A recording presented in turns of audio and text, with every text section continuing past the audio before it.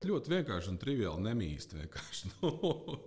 Tāda vienošanās, kura nav salaužama, ir tas, ka no 9 līdz 5 mēs esam kolēģi. No sūda uzcept pīrādziņu. Ja, Tas, ko es vienmēr sev atgādinu, ka hei, tev jānogalina savs egošs tajā brīdī, lai tu varētu klausīties. Un ar atvērtu sirdi klausīties, kas arī ir svarīgi. Kāpēc ļoti daudz šķirās? Ja? Tā ir nespēja pieņemt otru. Sabiedrībā valda joprojām tas priekšstats, ka mēs vīrieši esam tas stiprais, tas veči neraud nekad. Ja, mēs nelējam nekādas emocijas. Tev ir arī veči raudājuši uz tās lāvas? Jā, bet tas ir normāli. Tā ir varbūt tās maģija. Es atceros, es biju nobijies, jo tajā brīdī tev nav darba. Tu nezini vispār neko par savu nākotni. Tev ir 20, cik man bija 25 gadi, ja nemaldos. Jā, mums ir ļoti, man liekas, ka šobrīd greizi izpratne par to, kas ir laime. Es klausies, nefokusējies uz naudu, bet fokusējies uz panākumiem. Tur bija morgs, ja blakus, un tad mēs vienmēr teicām, mēs braucam uz morgu. Jā. Galvenais ir nemīst. Jā, vienmēr. Perfekti. Šodien pie mums studijā ir cilvēks, kura autentiskais runas stils un oratora prasmes liek stūrī nervozi pīpēt daudzām publiskajām personām. Slēdz starptautiskas darījumus un vada uzņēmumu Mapon Somijas un Spānijas filiāles. Viņa netipiski cilvēcīgā pieeja biznesam ir kaut kas tāds, no kā ikvienam vajadzētu pamācīties. Spējas kustināt arī cilvēku masas uz lielajām skatuvēm ar tādām grupām kā Entā sērija un paši pēdējie romantiķi. Festivālos ZZ Baltic Beach Party, Mīlas vasara 2010 un daudzos citos. Viņa dziesmu country radies Smiltenē, iedziedājuši arī slavenā grupa Apveceļš, pieliekot tai savu apdari. Kaislīgs makšķernieks un pirtnieks, lielisks tēvs savam dēlam, manuprāt, neglābjams romantiķis un vienkārši cilvēks Armands Vīksne. Čau! Čau! Paldies! Pēc tāda ievada es pat man liekas, ka nosarku. Ir jau arī par ko tevi slavēt, tāpēc, ka es tiešām neesmu daudz tādus cilvēkus kā tevi dzīvē saticis. Sāksim varbūt ar to, ka es gribu pateikt, es tev sen gribēju uzaicināt uz šo podcastu jau, bet kā tev šķiet, kāpēc tieši tu? Kāpēc tieši tas ir ļoti labs jautājums? Varbūt tās man ir ko stāstīt. Man ir sakrāta pamatīga pieredze darba gaitās, kur mēs arī ar tevi iepazināmies un esam kaut kādu pudu sāls arī kopā apēduši. Kopā daudz strādājuši un runājuši arī par kaut kādām biznesa idejām un projektiem, kas attiecās uz darbu. Un, iespējams, tas ir tas iemesls, kāpēc man arī šeit uzaicināja. Jā. Precīzi, un es gribu uzreiz, lai skatītāji saprastu un iedot kontekstu par to, kāds tu esi, kā cilvēks. Armands ir tas cilvēks, kas pašā sākumā, kad es atnācu strādāt uz uzņēmumu Mapon, nebija tā, ka man pirmos mēnešus gāja ļoti, ļoti viegli. Un, sākot strādāt jaunā pozīcijā, tīpaši kā pārdevējam, kas ir diezgan agresīva profesija pret jauniņiem, jo, ja tu ielien iekšā pārdošanā, tu no pārdošanas vai nu tu noslīksti un nestrādā vairāk, vai arī tu izdzīvo un tev pamet glābšanas riņķi, vai tu pats sevi izglābi. Un man bija tieši tas posms pēc 3 mēnešiem, kad es biju nostrādājis, kur es varēju potenciāli noslīgt tajā profesijā, jo viss bija sakrājies un nekas nesanāca. Un es ļoti, ļoti spilgti atceros to epizodi, kad mēs tevi augšā 2. stāvā skaļajā spārnā, tad vēl nebija skaļais. Runājāmies, un man bija problēmas tur noslēgt kaut kādu darījumu. Es neiedziļināšos detaļās, bet tu pateici kaut kādus pāris vārdus, kas man tā kā nostabilizēja un tādu mieru iedeva. Un tajā brīdī es sapratu, cik tev liela spēja ir cilvēkus harmonizēt laikam. Un, es nezinu, vai tu atceries to situāciju, vai neatceries. Tas tev varbūt nebija tik nozīmīgi, bet man tajā situācijā tas palīdzēja. Manuprāt, es nākamajā nedēļā ar vienu transporta uzņēmumu noslēdzu darījumu. Tur bija kaut kādas 30, 25 mašīnas, kas priekš manis bija mega liels sasniegums. Un, tā kā paldies tev par to, un paldies, ka tu biji profesionāli palīdzēji man, un kad esi vēl joprojām. Un, es daudz tiešām no tevis varu iemācīties. Kā mazas lietas dara brīnums. Jā. Armand, iedod man nelielu kontekstu par sevi. Ko man vajadzētu zināt par tavu dzīvi, atskatoties uz taviem pēdējiem 25, 30 gadiem, lai es un skatītājs mēs varētu vairāk saprast, kas tu īsti esi? Kas es īsti esmu? Tas ir ļoti, ļoti labs jautājums. No tāda profesionālā skatu punkta, man vienmēr mana kaislība un vājība ir bijis pārdošanas process, un pārdošanas strādāju jau gadus 20, es teiktu. Man liekas, jā, gadi 20 jau ir aptuveni. Un tā kā tas mans profesionālais ceļš, es teiktu, ka tas sākās viesnīcā, kur es mācījos. Es esmu pabeidzis biznesa augstskolu turību, starptautiskā turisma fakultāte, uzņēmējdarbības vadība. Un es to savu karjeru domāju attīstīt turismu virzienā. Viesmīlība man vienmēr ir bijusi tuva. Tā mīlestība pret cilvēkiem un uzņemšana viesos. Un tas man ļoti vienmēr ir paticis. Tā bija mana vīzija, kas varētu būt profesionāli. Un tad es sāku strādāt viesnīcā un apvienoju studijas ar darbu. Un pirmais darbs, protams, ka man bija strādājot recepcijā, kur es uzņēmu viesu. Es varēju arī īstenot to savu vēlmi, pēc tās viesmīlības, un praktiski tīri arī. Un tad pēc kaut kāda, man liekas, gada pusotru, tā viesnīcas vadītāja man izteica piedāvājumu, ka es redzu, ka tu esi komunikabls un tev padodas sarunas ar cilvēkiem, un varbūt tās tu gribi pamēģināt savus spēkus pārdošanā. Es teicu, ok, tas ir tāds labs challenge un tādai izaugsmai, kāpēc ne, es varētu arī pamēģināt. Es arī attiecīgi pakārtoju tās savas studijas, pārgāju vakar nodaļā. Un pa dienu tur es varēju sākt strādāt. Man bija tāda paliela slodzīte to laiku. Man bija diezgan liela slodze tajā laikā, bet tajā laikā es biju jauns un enerģijas bija ļoti daudz. Es to baigi arī neizjūtu.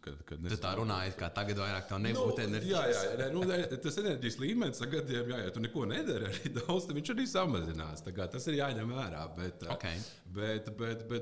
ja tā salīdzina šobrīd, tad noteikti man tās enerģijas arī tad bija vairāk, jo tad man bija kaut kāda, man liekas, 19 gadi vai kaut kas tam līdzīgs. Es neatceros. Es pārfrāzēšu, vienkārši šobrīd kusties mazliet efektīvāk nekā jaunībā. Tu pareizi uzķēri to. Lūk, un tad es sāku strādāt pārdošanā, un tas bija īstenībā ļoti interesanti. Tad es sapratu arī to pārdošanas mērķi, to sarunu ar cilvēkiem, to darījumu noslēgšanu, to kaifu, ka tu noslēdz to darījumu, noslēdz to līgumu atnesi. Tā kā tas man tiešām uzrunāja un motivēja arī. Tajā laikā tie viesnīcas klienti bija liels bankas, bija vēstniecības ļoti daudz. Tā kā arī tas cilvēku loks bija tāds ļoti plašs, un es arī ļoti daudz kontakts ar iegūstu. Arī tas starptautiskais pieskāriens bija jau tad arī ar tām vēstniecībām strādājot, un plus starptautiskās kompānijas. Tā kā tur es dabūju to pirmo pieredzi, man liekas, ka 3 gadu garumā, ja nemaldos. Ok, interesanti. Bankas, vēstniecības. Jā. Tad liela... Tā ir tāda viena tā šķautne profesionāla.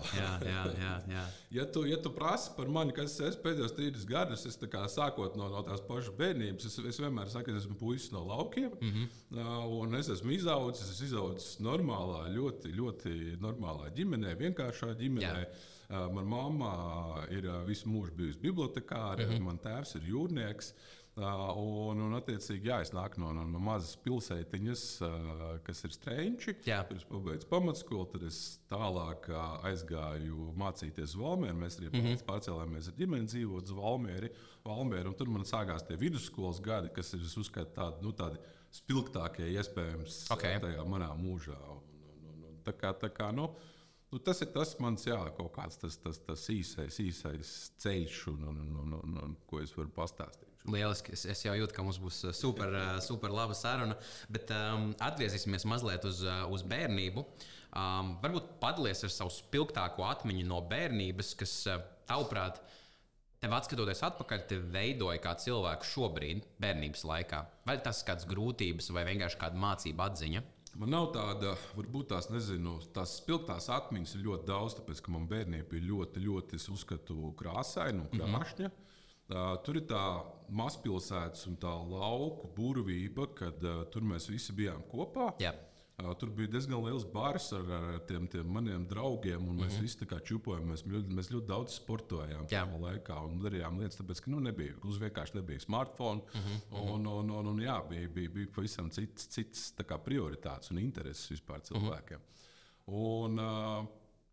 Tāds spilgtākā atmiņas, es pat grūti nezinu, bet tas, kas mani varbūt tās ir veidojis arī, tur man jāsaka liels paldies manai mammai, jo es atceros, kad sāku, es biju maziņš. Jā.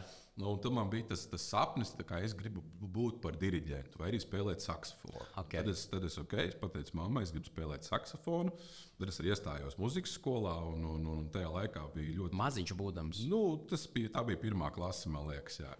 Okay. Iestājos muzikas skolā un ar domu, ka es spēlēšu saksofonu. Tajā laikā bija ļoti, ļoti grūti dabūt vispār saksofonu. Tad bija 90. gadi. Es sāku spēlēt, man liekas, ka klarinete bija pirmais instruments, un tad bija kaut kāda arī klarinete. Man aizgāja uz remontu, un tad es sāku spēlēt flautu.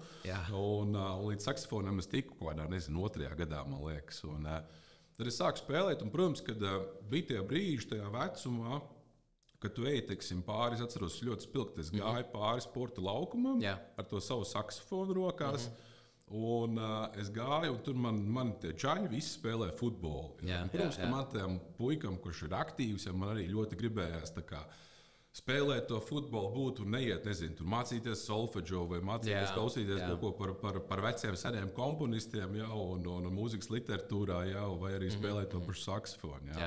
Un tad es aizgāju, es atceros mājās, un man bija saruna ar māmu. Es teicu, māmu, klausies, es negribu vairāk to mūzikas skolu iet. Tad viņa teica, Klau, tu esi iesēdis to arī pabeigsi.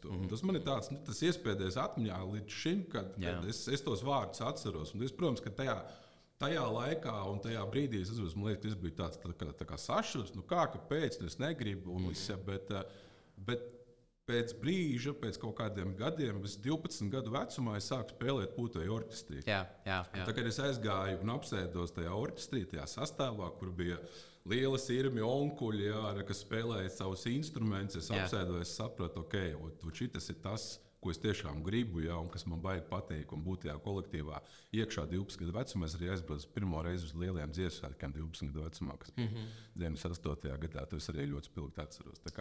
Varbūt tas ir tas moments, ko es tā ļoti atceros. Jāpabeidz lietas līdz galam. Tas vienmēr, man liekas, tas, kas man pietrūcis, kaut kāda tā closures, pabeigtības sajūta kaut kādos projektos.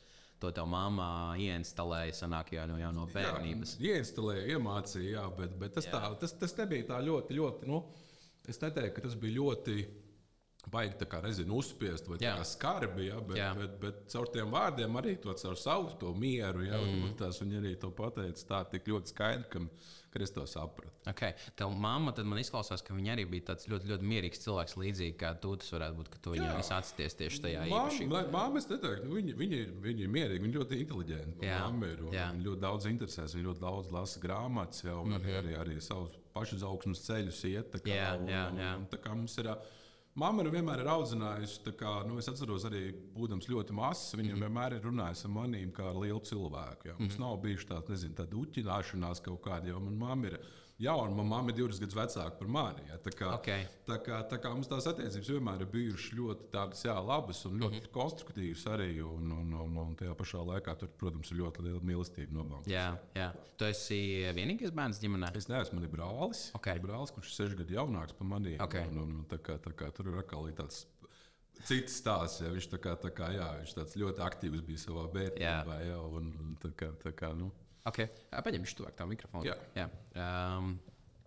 Skolas laiks, ar kādu varbūt vienu emociju tu aprakstītu savu jaunības pusauģu gadus?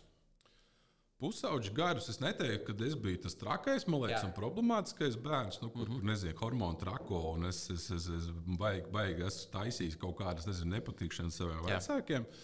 Es visus 12 gadus, ja nemaldos, varbūt tās mazāk, 11, pa 1. klasi neatceros. Tos visus gadus es atceros, esmu bijis klases vecākais, un es atceros tos momentus, kad mēs skolā bijām, mēs sastrādājām, nezinu, vai kāds sastrādāja no maniem klases biedriem kaut kāds podus, un man tā pamatskolas skolotāja, kurus arī ļoti, ļoti cienu, un kas arī man devusi ļoti daudz manā izaugsmē, tad viņi vienmēr sauc mani savā kabinetā, un viņi uzdeva jautājumu, ko mēs darīsim, vai mēs sauksim vecākus uz skolu, vai kā. Viņi arī man tādu uzticības grāmatu. Un vienmēr uzklausīja arī manu viedokli. Un tie bija tie skolas gadi. Viņi bija tiešām ļoti spilgti. Man bija ļoti maz laika, lai nodarbotos ar kaut kādām, lai taisītu kaut kādas nepatikšanas. Bija piepildīts laiks. Es aktīvi, man bija, atceros, 3 reizes nedēļā, 4 reizes nedēļā bija basketbola treniņi. Tad bija tur kaut kāds, nezinu, tur svaru zāle, varbūt tās tajā laikā, cik tā bija. Tad bija visādas vieglatlētības, tad mēs braucām pa mačiem arī basketbolu spēlējot. Tad mums bija mūzika arī, mūzikas skola un pēc tam orķestris. Tā kā man īstenībā neatlika laika vispār, nezinu, kaut kādām tādām beigām, nezinu, muļķībām. Jā, interesanti.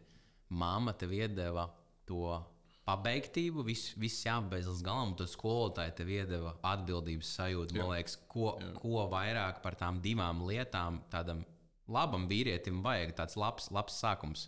Jā, es pilnībā piekrītu, jo tie skolotāji ir dažādi. Ja, ir kaut kādi skolotāji, kas tiešām ir ar lielo burtu, ko tu atceries visu mūžu, un kas tev iedevuši tiešām tādu lielu bāzi un pamatu tādam, tam, kas tu esi šobrīd. Ja? Un tie ir tiešām skolotāji, kas ir zelta vērtē. Ja? Jā, es tev pilnībā piekrītu. Ok, ļoti, ļoti interesanti. Parunāsim varbūt par tādu spilgtāko, ja var teikt, emocijām bagātāko laiku. Mūzikas laiks, teica, tie laikam arī tev pusauģu gadi, ja vidusskolas laiks. Grupas, koncerti, skatuve, bohēma. Pastāst varbūt vairāk par šo periodu tieši. Kas tev iedvesmoja sākt? Tas varbūt sākās, tas sākās vidusskolas laikā, kaut kādā 12. klasē, nemaldos, vai 11. pat tā bija 11. klase, kad es tā kā biju jau Valmierā, un tad tajā laikā es spēlēju Big Bandā, Valmieras puikas, un spēlēju džez mūziku, un tā kā tas arī man ļoti, ļoti patika.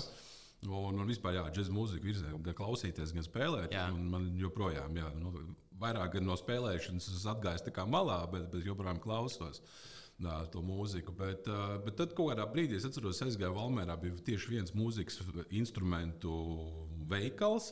Es aizgāju saksofonam pirkt mēlītes, redzēju tādu sludinājumu lapiņu, kas karājās necili tajā veikalā pie pašām durvīm.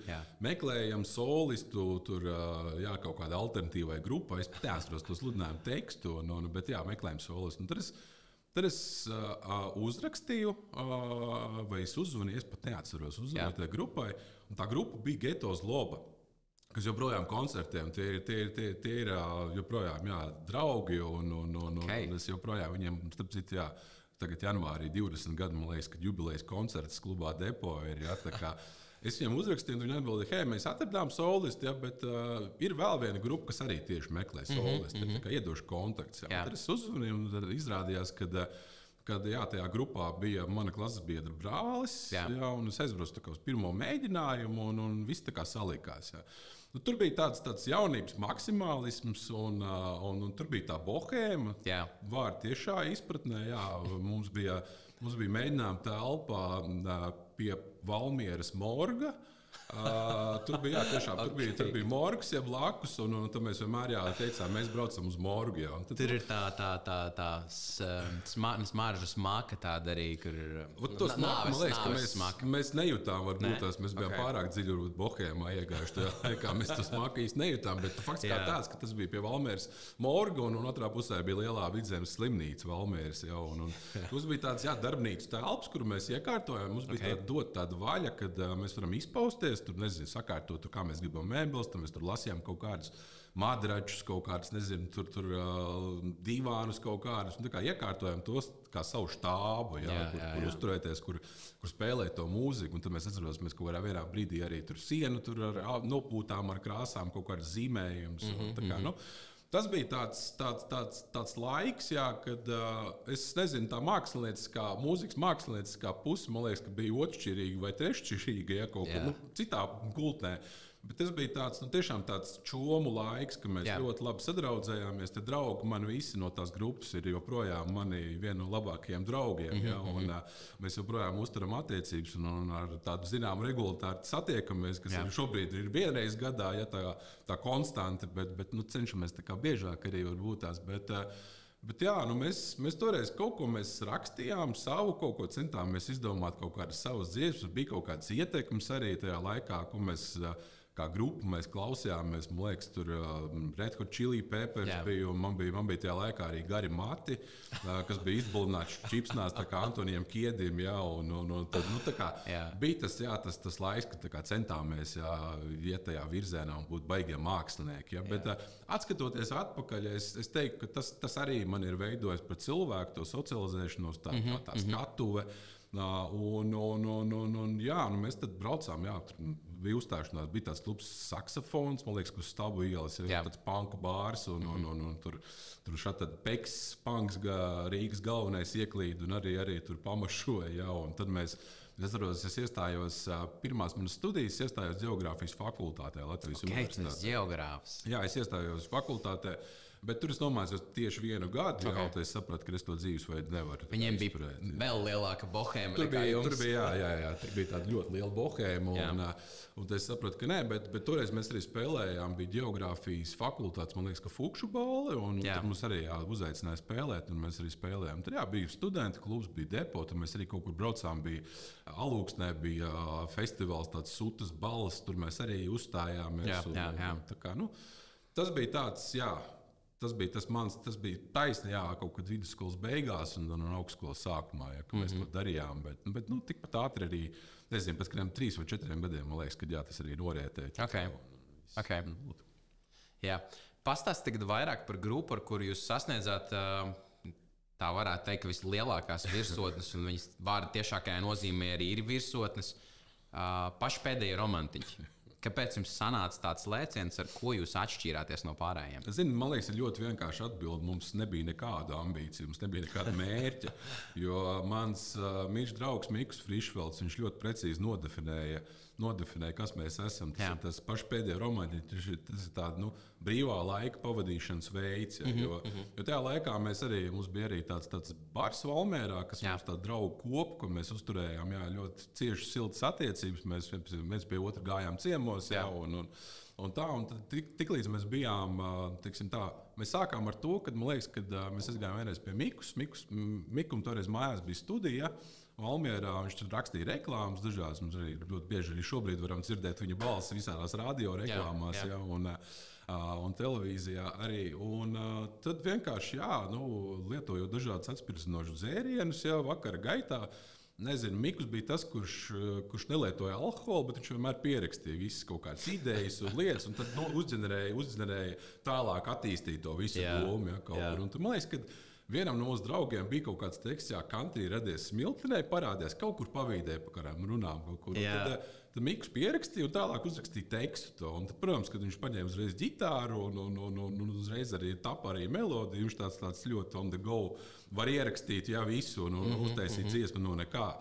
Un tā arī radās. Un tad mēs kaut ko sākām ierakstīt, kaut kur neplānot. Kaut kur mēs bijām arī kaut kādā vienā braucienā pie viņa lauku mājās Raunā. Tur mēs ierakstījām. Man liekas, ka bija dziesma meitenei Fufai kā no Alus bāra. Arī tā bija mana pieredze, kuru vēl YouTube var redzēt. Mēs arī šo dziesmu ieliksim komentāros apakšā. Jūs varat noklausīties, kādā bohēmā Armands bija tajā laikā. Kur uzfilmēja to klipu, pēc tam samontēja arī mans radinieks Artūrs.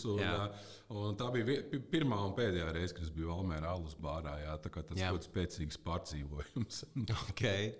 Tas nebija pašmērķis. Mums nebija pašmērķis komercializēties, spēlēt. Tas vienkārši sanāca. Tajā laikā bija ļoti populāra radio lāga, ko Ufo un Fredis taisīja SVH. Un tad, attiecīgi, mēs iesūtījām tās dziesmas, un viņas kaut kā, savu ceļu aizgāju un vienkārši negaidot viņas, kaut kādā slavas zenītā tika, tajā laikā, tā var tev teikt.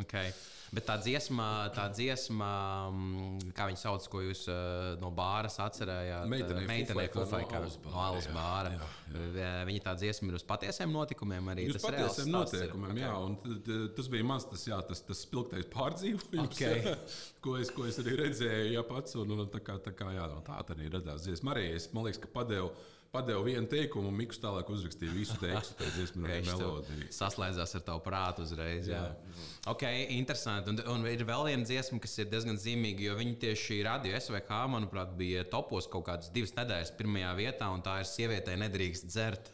Jā, Sieviete nedrīkst dzert. Es nezinu, kā tā dziesma radās, bet viņa arī aizgāja. Un toreiz es atceros, kad man ir rupja balss, bet viņa vēl tajā laikā palika vēl rupjāka tieši pēc 4 alus pudelēm. Un toreiz es atceros, kad es viņu, tad bija tā, nezinu, kaut kāds sakala pasākums, man liekas, tam līdzīgs, un tad es biju iedzēris alu, un tad es iedziedāju viņu un tā ļoti, ļoti zemā balsī. daudz man jauca Fredi tajā laikā. Daudz domāju, ka tas ir Fredis, kurš dzied, ja kur man stāsta, tas neesi tu. Ja, kā, nu, bet jā, mēs viņu ierakstījām, un arī viņi kaut kā uzšāvās arī Zenītā. Mēs ar kaut kur, man liekas, kad SVH jubilē, kaut kur pie Doma laukuma, mēs viņu arī izpildījām. Tā kā, jā. Okay, tas ir ļoti, ļoti iespaidīgs stāsts. Tu joprojām satiecies arī ar visiem no paša pēdējā romantiķa. Jā, protams, kad rētāk, tāpēc, ka visiem ir ģimenes, visiem ir savi darbi, jā, un kāds ik pa laikam, jā, mums viens dalībniekam kādu laiku Skotijā padzīvoja, pastrādāja, pamācījās, jā, un atgriezās tagad atpakaļ. Protams, ka jā, tās tikšanās reizes ir samazinājušās, ja, protams, tāpēc, ka jā, ir savas lietas, savu darbu un savas ģimenes, protams. Jā. Bet jā, es teiktu, ka jā, tie joprojām man ir ļoti, ļoti tuvi un mīļi draugi visi no tā laika. Iedvesmojoši mēs varētu likt tā kā podkāstu galveno nosaukumu, ja tu gribi sasniegt mērķus, neuzstādi mērķus. Nu jā, it kā. Priekš māksliniekiem varbūt tas varētu būt labs mērķis. Jā, viss saka pretējo. Varbūt ne biznesā. Biznesā, jā, noteikti, laikam to nevajadzētu darīt. Tur piekrītu. Okay. Tieši tāpat kā ikvienam cīkstonim, vienmēr iekšā ir vēl viena cīņa. Manuprāt, ikvienam mūziķim un grupai arī iekšā ir vienmēr vēl viena dziesma, ko gribētos izdot. Jā, jums ir bijušas domas sanākt atpakaļ un uztaisīt kaut ko, ierakstīt mazliet jau ar viedāku prātu un tādu viedāku skatījumu uz dzīvi? Nav bijis, man liekas, tādu sarunu. Mēs tajā vecajā sastāvā, kas bija tā sērijas laika grupa, ja, un tā grupa ar to nosaukumu. Un mums arī bija tāds blakus projekts, grupa Konus saucās. To es arī varu pieminēt, arī, ka mēs to centāmies, tā ideja bija to darīt nopietni. Jā. Tad mēs domājam, mēs uztaisīsim Reiganus un joku grupu arī. Mēs apmainījāmies ar instrumentiem. Es momentāli pārtapu par bazitāristu, man nebija nekāda iepriekšējā pieredze bazitārā, jā, bet es dzirdu mūziku, dzirdu notis, jā, un es iemācos nospēlēt, ja kaut kādā brīdī, un tad, attiecīgi, mums ģitārists aizgāja bungas spēlēt, bundzinieks dziedāja. Mēs ar Konus uztaisījām, man liekas, ka garus, 6 apakaļ tādu reunionu pasākumu, ja, bet tur nekas nesanās, drausmīgi, jo tas satrikšanās prieks bija tik liels, ja, ka mēs ātri piekusām, jā, arī dažādi, kā saka, atspirdzinoši dzērieni ietekmē, jā. Jā, bet tas nebija tas pašmērķis, bet par romantiķiem mēs neesam nomeši iespējams, jo tā kā, tas nebija pašmērķis tāds iepriekš, arī šobrīd nav. Jā, visas zvaigznes un kārtas sakritīs, tad arī varbūt tās kaut ko mēs tādu uztaisīsim.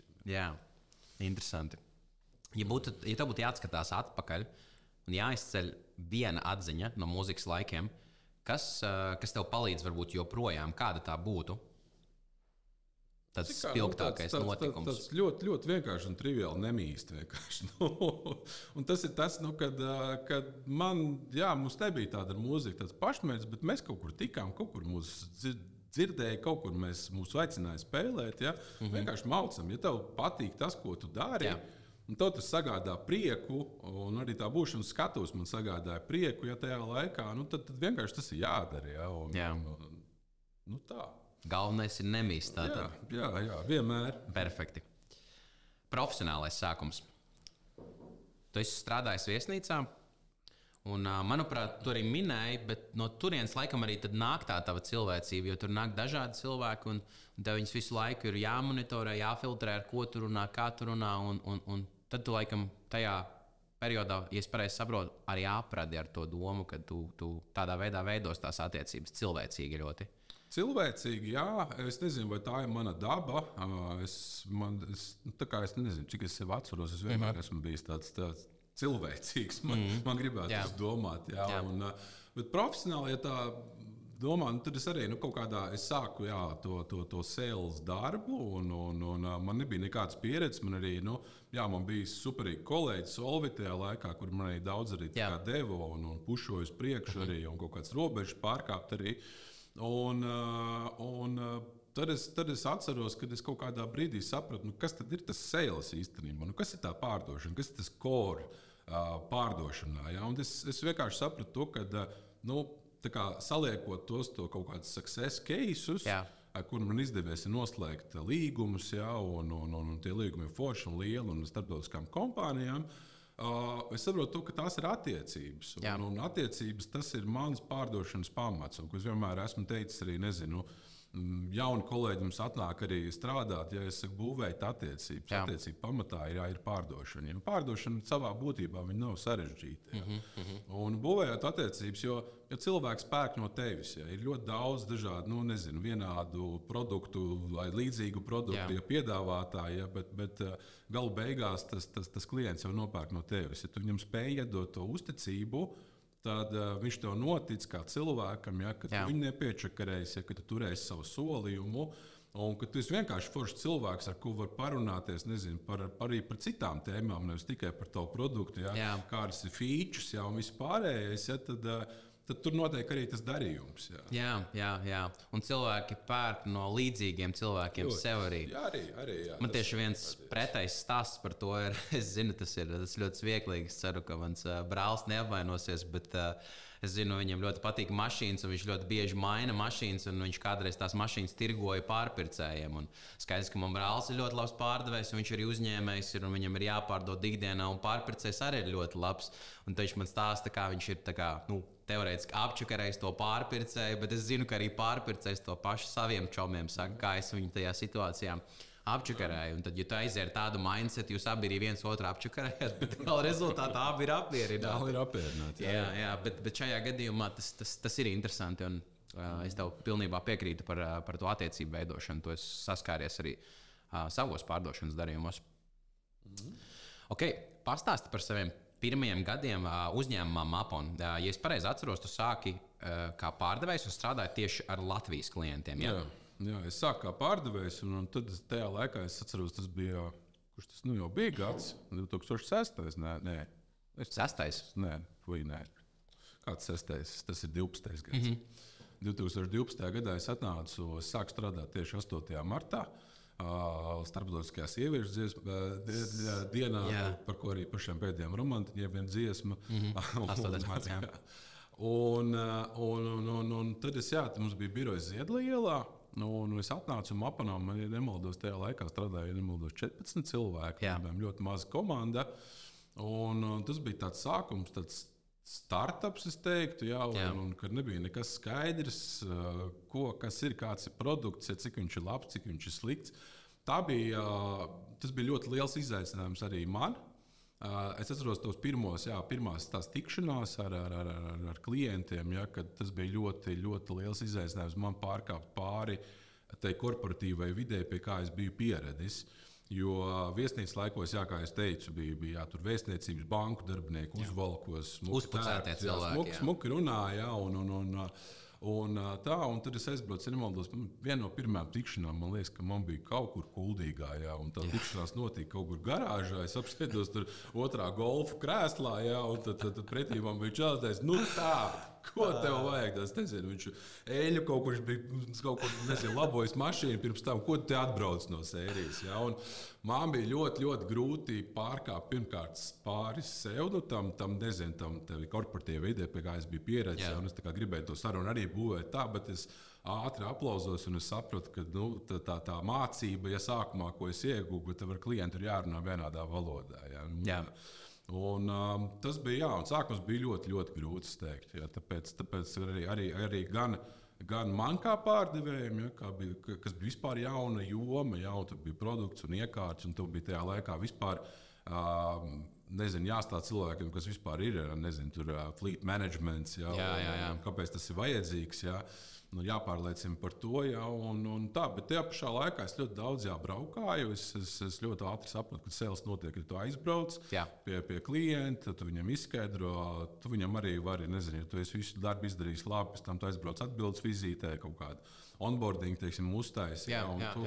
Un tu ļoti uzreiz, ja tu tās attiecības ir uzbūvētas labi, pareizi, tu viņu neesi piečakarējis, un tu turi tos dotos solījumus. Tu no viņa vari dabūt arī referrals. Ieteikums. Un tas baigi strādāja man tajā laikā, jo es atceros, ka man ļoti, ļoti nepatika taisīt augstos zvanus. Man tiešām tas nav nekad paticis.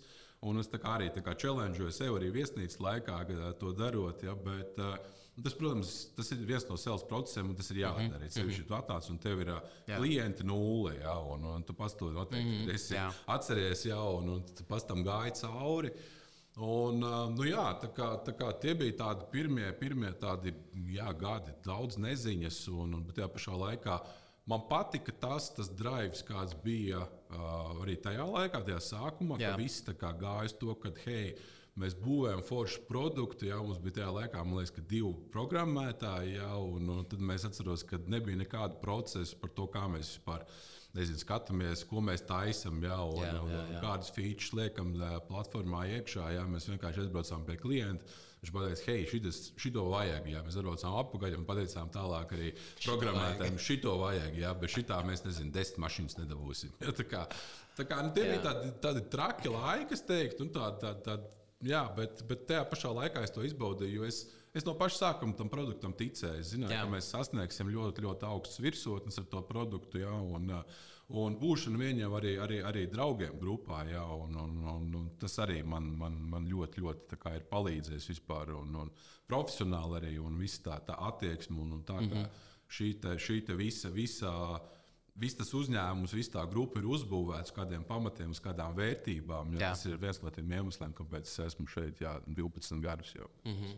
Jā, vērtības, tas vārds viscauri nāk ārā no tevis, un tev ļoti, ļoti svarīgi. Un to es esmu vairākas reizes komunicējot ar tevi novērojis. Vērtības kaut kādās konkrētās lietās. Tas tādu pamatu un balstu iedod. Okay. Visspilgtākā tā iezīme, ko es esmu pamanījis, ir spēja saslēgties ar cilvēkiem, kā mēs jau noskaidrojam, tādā dziļākā līmenī, būvēt attiecības, kā tu minēji. Vari padalīties ar savu domu gājienu par to, kāpēc ir svarīgi būvēt dziļas attiecības. Ne tikai varbūt pārdošanas darījums, bet vispār kopumā, jo pārdošana nevienmēr ir, ka tu aizej pie klienta, bet pārdošana ir, ka tu runājies, piemēram, ar potenciālu jauno kolēģi. Un tev jebkura interakcija ar cilvēkiem ir veidot dziļākas attiecības. Tas varbūt tās ir tāds, es nezinu, ja mēs tā filozofiski paskatāmies, tas ir tāds dziļāks, varbūt tās aicinājums, arī tas mans aicinājums. Un, mans aicinājums vienmēr ir bijis palīdzēt cilvēkiem, palīdzēt citiem cilvēkiem arī, un ne tādā nozīmē, palīdzēt, iedot viņam kaut ko, bet motivēt un ar kādiem saviem piemēriem, vai palīdzēt viņiem, nokļūt kaut kādā nākamajā līmenī. Un attiecības ir nepieciešams tam, lai tu radītu uzticību. Ja ir savstarpējā uzticība, tad tu arī vari tam cilvēkam apzināti, neapzināti palīdzēt tik kaut kādā nākamajā līmenī attīstīties viņam. Primāri, ja mēs par darbu runājam, tad tas ir pa profesionālo līniju, kā sasniegt tos nākamos soļus. Tas man vienmēr ir iedvesmojis. Es neesmu tāds varbūt pats, es neesmu izteikts karjerists. Karjerists ar ļoti tādām, augstām ambīcijām, kas attiecās uz manu amata nosaukumu, uz manu pozīciju. Man nav bijis svarīgi, iet pāri līķiem, lai es dabūtu to amatu. Nē, man svarīgākais vienmēr ir bijis atklāt manu, ja mēs runājam par manām filiālēm, par Spāniju, par Somiju, atklāt to darbinieku, ar ko es strādāju kopā, atklāt viņu potenciālu, palīdzēt viņiem pašiem. Nevis dot norādījumus, ka, hei, tev ir jādara šitā, bet tā kā viņam palīdzēt pašam atbildēt uz tiem jautājumiem, ko tad es īsti gribu, un kur es gribu nokļūt, un kāds gribu būt kā profesionāls, un tā tālāk. Tas ir tas, varbūt tās, ja mēs tā filozofiski paskatāmies. Tās attiecības ir svarīgas. Jā. Es vienkārši uzreiz iedomājos paralēls mērķis, kas iet vienlaicīgi ar biznesa mērķi. Un tas paralēlais mērķis atklāt to cilvēku un palīdzēt viņam uzbūstot, ir tas, kāpēc tu to dari visticamāk. Un tas biznesa mērķis, viņš nevar, protams, būt sekundārs, viņam ir jāiet paralēli, bet šis dod enerģiju tam primārajam mērķim. Un tādā veidā tev arī sanāk tas, ko tu dari. Tas ir kā bizness bez cilvēka nav iespējams. Un attiecīgi, ja tev cilvēki aug, cilvēki domā, cilvēki attīstās, cilvēki kļūst labāki, arī biznesa aug. Tāda sinerģija, kas notiek paralēli. Interesanti. Šī ir ļoti vērtīga atziņa. Kādu vienu gadījumu biznesā tu atceries spilgtāk, kad tava spēja komunicēt un saslēgties ar cilvēkiem palīdzēja sarežģītā situācijā? tas situācijas ir daudz. Tad spilgtākā varbūt. Es nezinu, tāda spilgtāko varbūt tā situācija. Nu, mums ir tāda spilgta situācija. Es atceros, kad mums bija Covid laiks. Jā. Un man Spānijas komanda, viņi visi bija mājās. Jā.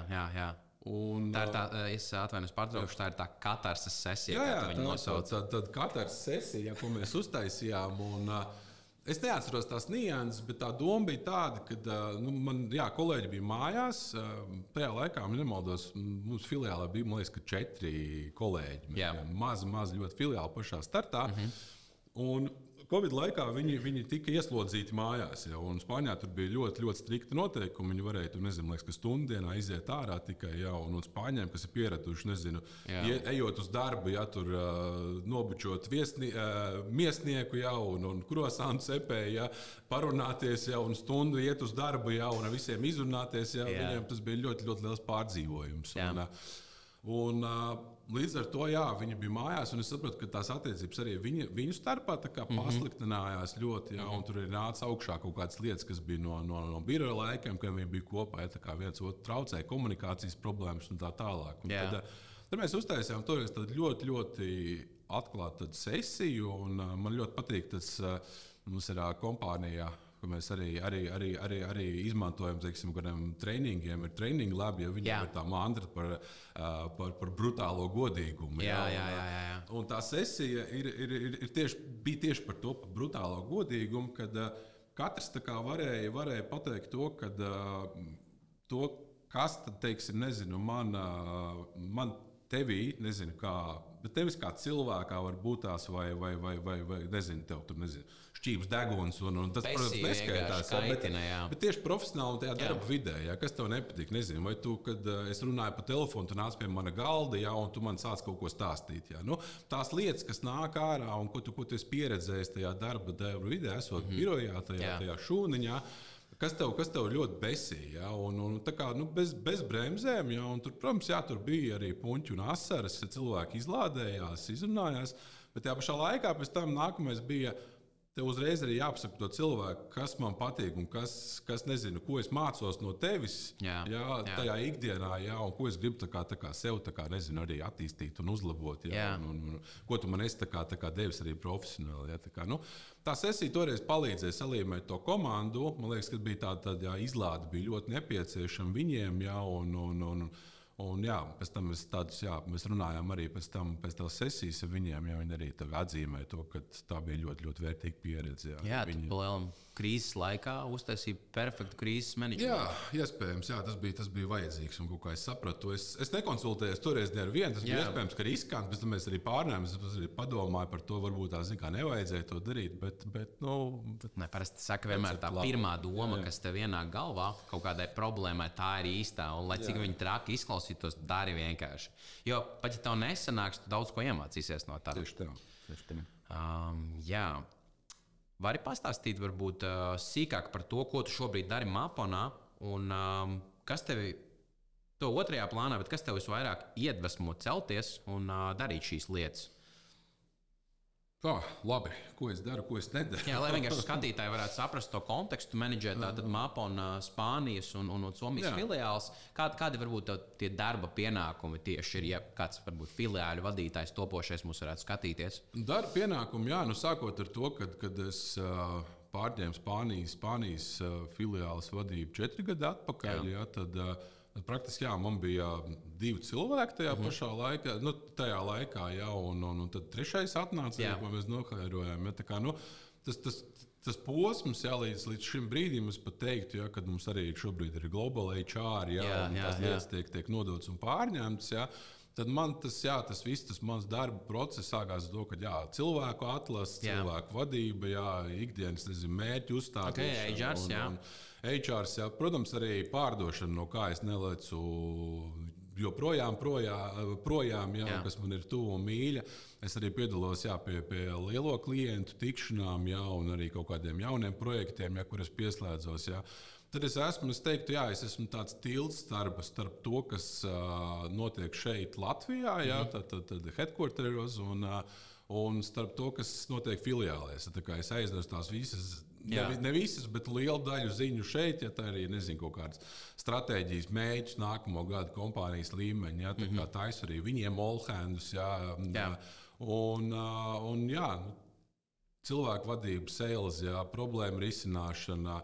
Nezinu, jābrauc uz Spānijā, uz ieņēmumu dienestu vai uz institūcijām. Ja, tad es arī to daru šobrīd. Tas pirmā frontē.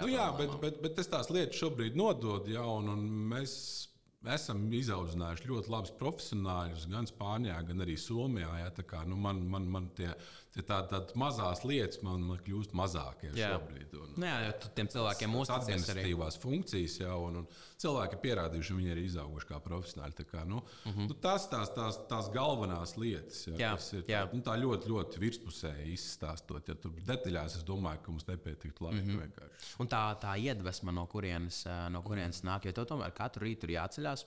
Tev nav diezgan viegls darbs, jo tev ļoti bieži ir jāceļo Spānija, Latīņa Amerika, Somija, Igaunija. Tas ļoti izsūc, fiziski es būšu ļoti, ļoti godīgs. Tad ļoti fiziski izsūc ir bijuši gada beigas sevišķi, kad es vienkārši, ir tāda sajūta, ka es tūlītās, visu apsēžos, viss man nav spēka, bet tajā pašā dienā laikā, nezinu, tu pāris dienas atpūties, un mūsu uzņēmums ir labs ar to, kad vienmēr, ja nezinu, tu jūties noguris, ja tu vari paņemt atvaļinājumu, tu vari atpūsties, un tādā ziņā viss ir kārtībā, un tas man ļoti arī patīk. Kas man dod to drive, arī tas ir tas, par ko mēs jau runājam, par to cilvēku izaugsmi, par rezultātiem arī, kad īstenībā, ja mēs skatāmies atpakaļ uz Spānijas filiāli, tad Spāņiem bija zaudējumi, jo mēs kaut kādu daudz, nezinu, pāris 100,000, man liekas. Ja. Un šobrīd mēs strādājam ar peļņu, mēs augam 70%, un pagājušajā gadā bija man liekas, pāri pa 100% ar to tempu. Gada no gada, tas man dod to drive, kad es redzu arī rezultātu, un kad es redzu arī, ka tā komanda aug, kad cilvēki nāk jauni speciālisti iekšā, mums ir vajadzība pēc viņiem, tāpēc, ka mums palielinās partneru loks un palielinās klientu loks, un arī tas produkts viss, es mapanam, kā jau es teicu, vienmēr es esmu ticējis, un man sākumā, ir viens, man patīk Jurģim Liepniekam, ir viens teiciens, no sūda uzcept pīrādziņu, un ja mēs tā skatāmies tā atpakaļ, tad, nezinu, 12 gadus atpakaļ, kad tiešām bija tāda ļoti primitīva tā programma, bet tajā pašā laikā ar ļoti lielu potenciālu, un kad redz to izaugsmi, arī tam pašam produktam. Tas man dod to drive īstenībā. Un, protams, arī tie cilvēki apkārt, mani vadītāji, arī tiešie vadītāji, mūsu co-CEO, fantastiski cilvēki, no kuriem es dienā varu iedvesmoties. Un plus arī tie jaunie cilvēki, kas nāk teiksim, klāt no citiem biznesiem, no citām kompānijām, kas dod to savu pienesumu, to savu bagāžu, no kā tu arī, no katra cilvēka tu vari paņemt kaut ko sev. Tas ir tas. Es cerēju, ka es uzaicināšu kādu cilvēku, kas no mūsu uzņēmuma, kurš nebūs tik humble un tā pieticība, bet jums visiem kā vienam ir vienkārši tā nolādētā pieticība. Un tu nevari vienkārši savādāk tajā vidē būt. Ja tev blakus cilvēki ir visi humble un viņi strādā vienkārši vienam mērķim, tu vienkārši pats paliec ļoti pieticīgs. Slikts vārds ir, bet humbleness ir angļu valodā. Humbleness, tas nav īsti pieticīgs. Tas nav pieticīgs, Tur grūti iztulkot to, bet tas ir vienkārši unikāli. Lai vadītu internacionālas komandas, ir jābūt ļoti atvērtam pret pasauli. Spāņu temperamentīgums, somu un igauņu dīvainības. Kā tu spēj komunicēt ar tik dažādām komandām, nesējot sviestā? Tā arī ir. Tā ir milzīga tolerance, kas ir īstenībā katram cilvēkam ir ļoti jātrenē kā muskulis arī. Un tā ir tā tolerance, spēja pieņemt. Un tā ir viena no lielākajām vispār vērtībām, kad mēs spējam pieņemt otru. Jo, teiksim tā, ja mēs atkal filozofiski nedaudz paskatāmies, tad nezinu, sieviešu vīriešu attiecības, ir pāris, kur noteikti lielākais straglis, kāpēc ļoti daudz šķirās.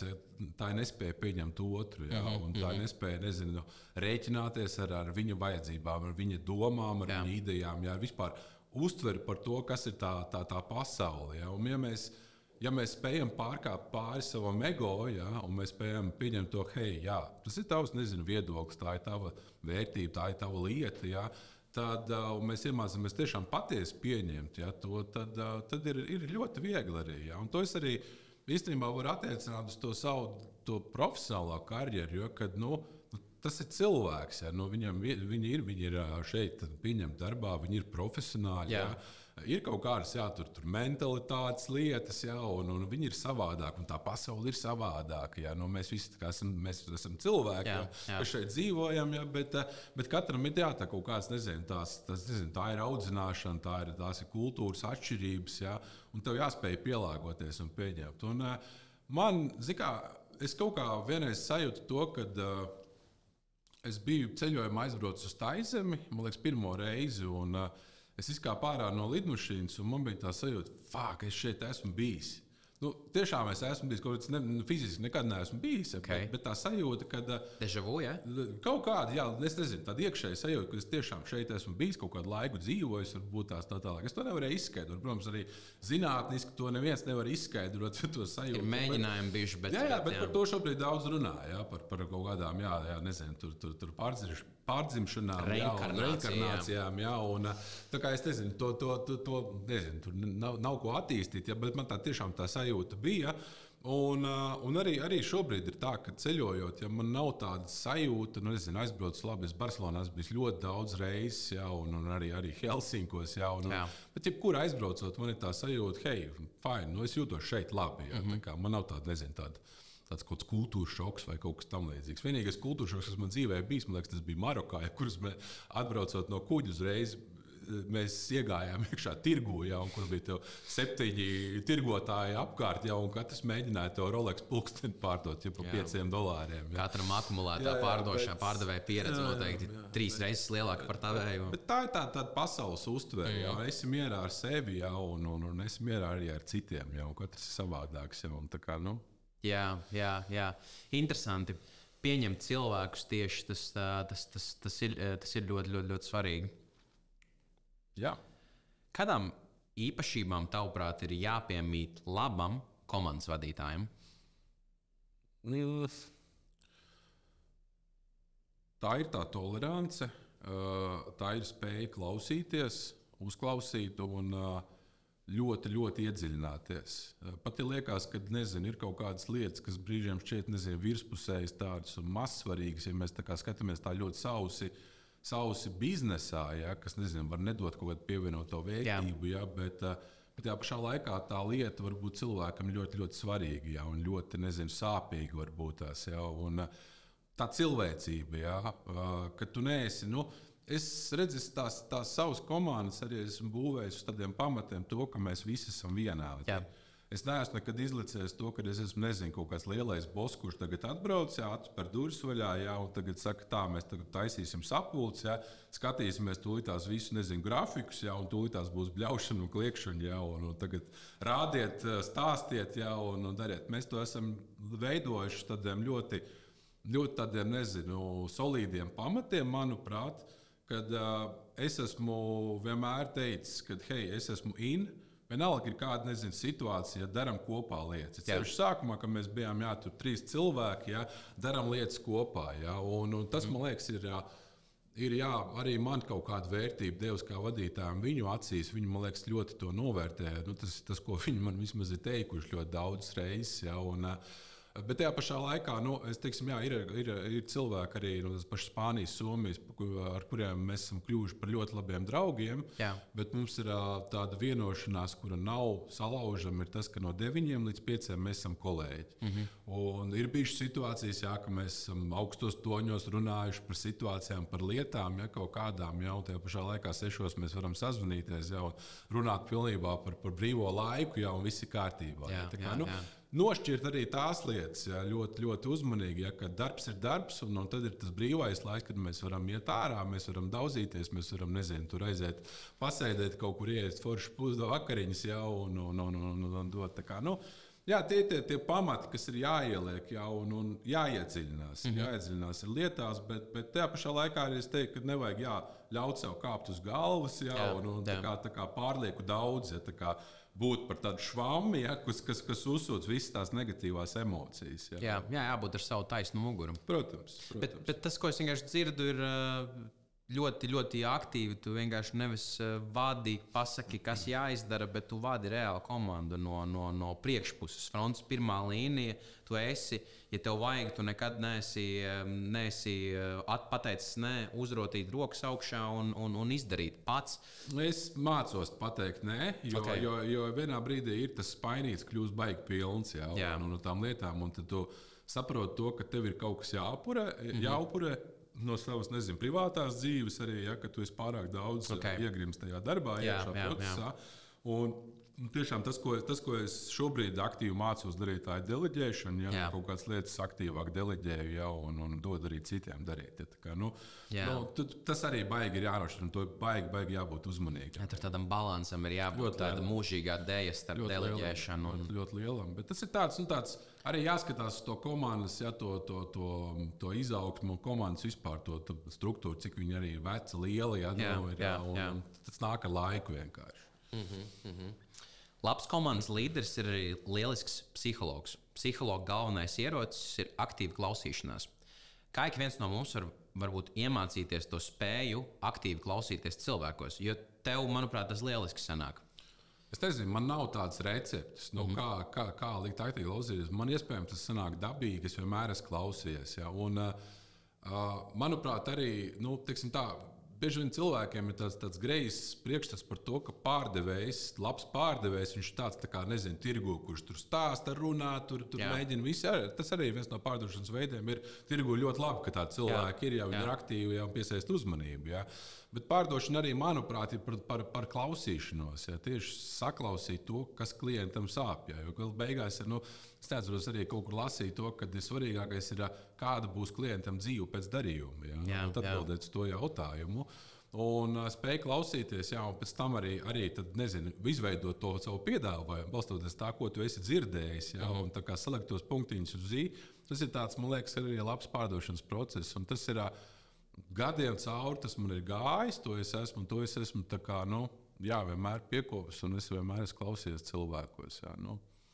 Es nezinu, man nav tāds recepts, kas pateiks, hei, tev jādara A, B, C, D, lai tu spētu klausīties. Tas arī ir treniņš, kas ir jāklausās, nepārtrauc. To var darīt arī tajā pašā mājā ar savu partneri. Ka tu nepārtrauc, bet tu klausies. Tagad es klausīšos. Man tagad ir pieņemšanas režīms ieslēgts, stāsti.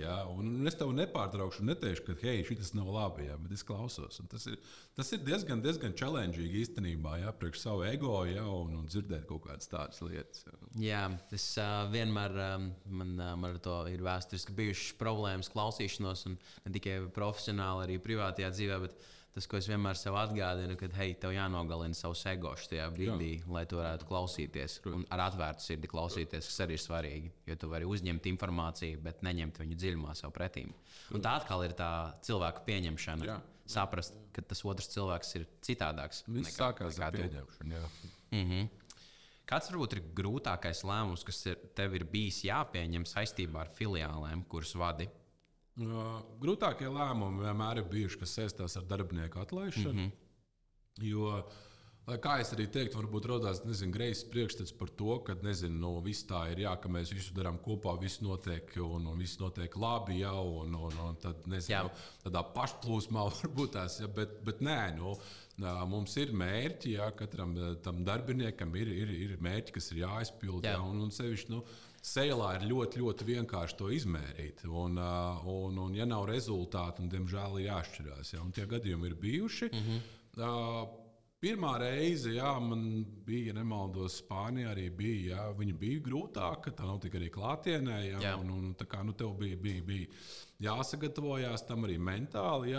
Bet ja tu saproti iemeslus, un tu spēj arī pateikt arī cilvēkam, bez kaut kādiem uzbraucējiem, tādā hāša veidā, nē, bet tev ir tiešām fakti. Un kāpēc tas lēmums ir tāds? Viņš arī to, visi tie gadījumi bijuši tādi, ka cilvēki to ļoti normāli arī ir uztvēruši. Spēja aiznest to informāciju. Kāpēc mums īsti, tu esi super profesionāls, bet mums nav īsti pa ceļam. Nav īstais produkts, varbūt tās nav nav tā ķīmija, nezinu, komandā varbūt tās jau, un tāpēc arī ir tā. Jā. Tie grūtākie, man liekas, lēmumi vienmēr, kas saistās tieši ar cilvēkiem, jā, ar pateikt viņam kaut kādu, nezinu, lietu, jā, tādu, kad ir atlaišana. Jā. Es nezinu, kāpēc man ar atlaišanu vienmēr asociējās ar tādu filmu Moneyball. Tur ir Breds Pitts galvenajās lomās ar Jonah Hill laikam. Un viņiem ir tāda ikoniska epizode. Viņi sēž kabinetā un tad Breds Pitts pasaka Jonam Hillam, tu aizies atlaist to spēlētāju. Un viņš prasa, kā to izdarīt. Viņš ļoti vienkārši pasaka viņam, ka viņš ir atlaists, aizsūtīs viņu uz to komandu, ar viņu sazināsies grāmatvedībā. Labi, tas tā sausi un augsti izklausās. Viņš aiziet tieši uz to otru istabu, apsēdina to spēlētāju, pasaka visas vajadzīgās frāzes, nekādu lieku vārdu, nekādu asaru. Spēlētājs saprot, aiziet pie grāmatvedības. Viss ir nokārtots. Kā nav jau tas baigi sarežģīti. Mēs izdomājam apkārt tās domas. Izdomājam, 101 scenāriju, un tas ir tas overthinking, kas notiek daudzās dzīves situācijās. Tieši tā. Visus scenārijus apspēlējam. Un tie darbinieki, manuprāt, arī ļoti bieži paši apzinās, jo katram ir tas kontrola čeks, un viņi saprot, kur viņi nolaida lažu, un tas nenāk pēkšņi no debesīm. Jā, mums nav, paldies Dievam, mums nav bijuši tie gadījumi, kad mums jāatlaiž kāds būtu, tāpēc, ka mums nav līdzekļi, lai samaksātu algas. Tas ir savādāk, bet tie ir tādi performance-based, tās lietas, kāpēc mēs esam šķīrušies no kāda cilvēka, no kāda profesionāļa. Jā. Spēja ar humoru paskatīties uz savām kļūdām un par sevi pasmieties ir viena no lietām, ko es zinu, ka tu ļoti augstu vērtē. Mūsu uzņēmuma iekšienē nesen bija tāds mini-fuck-up, neveiksmju vakars, kurā uzstājās dažādi profesionāļi, pastāstot par savām lielākajām kļūdām, profesionālajām kļūdām. Tev arī noteikti tādas ir bijušas. Tu vari padalīties ar kādu vienu interesantu stāstu? Es nezinu par tādām baigi lielām kļūdām, bet tāds viens gadījums, kas arī ir tāda savu mācību, tas man bija Dānijā notika. Kad es slēdzu līgumu ar jaunu partneri Dānijā, tas viss līguma process gāja mums diezgan ilgi, jo viņi ļoti, ļoti mērķtiecīgi gāja pie viena liela starptautiska uzņēmuma un gribēja viņu noslēgt viņiem līgumu. Tā kā es tur reiķinājos, jo vienmēr arī devu, okay, mēs esam tas līgums būs, bet mums jāpagaida. Un pienāca tā diena, kad tas līgums grasījās būt noslēgts. Un tā bija tāda situācija, ka es atceros, ka bija nemaldos, tā bija piektdiena. Un viņiem bija plānota uzstādīšana tam lielajam klientam, 20 iekārtām. 20 iekārtu uzstādīšana Dānijā. Tas lielais klients pateica, tā mums viena nedēļas nogali, kad jums šis ir jāizpild. Viņas vairāk iespējas no sērijas nebūs. Nezinu, kā bija patiesībā, bet tas ir tas, kā tas tika pasteikts. Bet iespējams, ka tā arī bija. Un tad es atceros, ka mēs jau iepriekš nedēļas sākumā visu sagatavojām, iekārtas nosūtījām. Un tad piekdienas rītā partneris saprata, ka viņi ir pasūtījuši nepareizās iekārtas. Un tur trūkst viena komponenta svarīga iekšā, kas ļauj realizēt to projektu. Es saku, fine, gadās, bet mēģināsim tūlīt sagatavot. Mums tās iekārtas, protams, ka bija. Mēs sagatavojam 20 iekārtas. Aizsūtīsim ar DHL ātri lidmašīnu, tas maksās tik, cik maksās. Protams, es saku, fine, mēs maksājam vienalga kādu cenu. Dabūjām viņus, lai mēs sestdien varam uzstādīt viņus. Un, tad mēs sagatavojām ātrā tempā, izsaucām kurjeru, aizved uz lidostu to mūsu paku, un tad mēs saņemam ziņu no kurjera. Tā jau bija kaut kāda pēc pusdienām, man liekas. Mēs Ziedlējās ēdām pusdienas, saņemam ziņu, kad lidmašīnai tehniskas problēmas, viņi nepacelsies. Viņi to sūtījumu neaizvedīs. Un tā man bija tā, ko mēs tagad darām. Un vienkārši tā bija arī tāda mirkļa ideja, un tas bija tas trakums, tas startup kaut kāda, nezinu, tā mentalitāte un tā ideja. Un, kad es vienkārši piecēlos, atceros, pastījos, mums bija kaut kāda kalendāra, kur mēs rezervējām darba mašīnas. Tur bija kaut kādas 3 mašīnas pieejamas. Un pastījos, savu mašīnu brīva. Es piecēlos, tajā laikā bija viens kolēģis, Kristaps vārdā. Es viņam saku, klausies, braucam uz Dāniju. Vedam iekārtas. Viņš saka, es esmu tev tādā ļoti īzī veidā. Braucam. Un tajā laikā mums bija pirmais CEO Ģirts. Mēs tā kā gājām garām, viņš ēda pusdienas. Es saku, ģirdi, klausies, mēs braucam uz Dāniju. Viņš saka, ko jūs tur darīsiet? Es saku, 20 iegādes jāizved. Es saku, neprasa, jā, ir situācija. Viņš saka, jūs esat traki. Viss, un tik ļoti vienkārši es dabūju approval. Mums bija tā doma, jā, kad mēs sazvanījāmies to partneri arī, un tā ideja bija tāda, ka viņi tā kā brauc no Dānijas ar kuģi uz Poliju. Mēs tiekamies kaut kur Polijā. Tā kā, lai arī mums ceļš būtu īsāks, nebūtu uz pašu Dāniju jābrauc. Tad mēs jau izbraucām, es atceros, kaut kur pie Ķekavas, ja nemaldos, ja man tā partneri zvana, viņi saka, klausies, lieta ir tāda, ja es netikšu skuti, tāpēc, ka man pasēja derīguma termiņš beidzas. Kas vēl? Tā, ka viss aiziet, vienkārši viss aiziet tādā grīstē, viss tiec pēc kārtas. Es saku, klau, labi, mums nav varianti, mēs braucam uz Dāniju, ja mēs būsim kaut kad, nezinu, sestdien pa dienu, varbūt tās pie tevis, jā. Braucam, un tad viņi zvanīja pēc kaut kādām 3 stundām, un klausies, es biju uz policijas iecirkņi, ja es sakārtoju pasu, man tā kaut kāda, nezinu, tur terminēta laika pasa man būs. Un tad mēs arī, mēs bijām kaut kur, braucām mēs principā non-stop, pa vidu mēs arī kaut kāds tur crazy stopētājus paņēmām arī tur, kas latvieši, kas brauc uz Franciju, vīnogas lasīt, un tie notikumi, tā secība bija ļoti tāda unikāla. Un tad mēs aizbraucām uz turiem, bija dziļa nakts kaut kur, un nezinu, pašos Polijas tur ziemeļos, un mēs satikāmies, atceros, benzīna tankā kaut kur. Un tā ideja bija tā, mēs piebraucām no vienas puses, viņi piebrauc no otras puses. Skatos, tur ir tāda sēta metāla priekšā. Es domāju, kā mēs tiksim uz turieni? Tad bija tāda situācija, tāda iespējams, kas varētu būt tāda, nezinu, Amerikas, Meksikas robeža, ka mēs atradām vārtiņus tajā sētā vienīgos. Mēs pārgājām pāri, paspēdām rokas, hei, čau, super, ka atbraucāt. Un viņi teica, mēs baigi novērtējam jūsu e-forti, ka jūs braucāt to gabalu. Mēs iedavām tās 20 iekārtas un vienkārši non-stopā braucām atpakaļ. Tas bija tāds, es neatceros, cik kopā kaut kādas, nezinu, tur 30 pāris stundas, man liekas, mēs pavadījām tajā ceļā. Bet aizvedot tās 20 iekārtas, viņi uzstādīja viņas, un pēc tam mums bija tas projekts ar vairāk kā 1000 vienībām, ko viņi aprīkoja. Tas partneris ir joprojām ar mums. Bija mums plakāts kaut kad always deliver more than expected. Tas ir tāds spilgti attiecas, man liekas, šo situāciju, kad izdarat bišķi vairāk. Fuck-ups pēc fuck-upa, bet gala rezultātā tur ir success stories. Jā, tieši tā. To var baigi tā kā savienot kopā, un to es atceros. Mērfijs ir diezgan gudrs vīrs, un viņš šo te jau bija aprakstījis. Un, principā, cik tie fuck-upi var būt? 1, 2, 3, 4, 5, 6 varbūt, labi. 8. Un tad beigās tev būs tas success stories gala rezultātā. Tev vienkārši pietiekami daudz fuck-upiem vajag iziet cauri. Okay. Tu nereti piedalies sarunās ar milzīgām internacionālām kompānijām. Kas tavuprāt šajās sarunās ir pats svarīgākais, lai nonāktu pie veiksmīga darījuma? Jo tā sarunas mazliet atšķirās no tāda standarta tipiskā pārdošanas darījuma. Viņām ir cits ilgums, vairāk iesaistītās puses. Kur tas novērojas tādi svarīgākie elementi? Noteikti pirmais, kas ir uzreiz iebruņojas ar milzīgu pacietību, jo tie lielie darījumi un sevišķi starptautiskās kompānijas, viņi nenotiek ātri. Nekad viņi nav notikuši ātri. Un, ja tu gribi kaut ko ātri izdarīt, tad visticamākais tas jau ir uz sākumā pakļauts neveiksmē vai kaut kas tiks salaists dēlī. Ir jāapbrīnās ar milzīgu pacietību. Protams, ka tā ir sistēma arī, kur tev ir follow up jātaisa, ir jāsako līdzi, ir jāmēģina uztaustīt tās lietas, kas tiešām klientam ir vajadzīgas.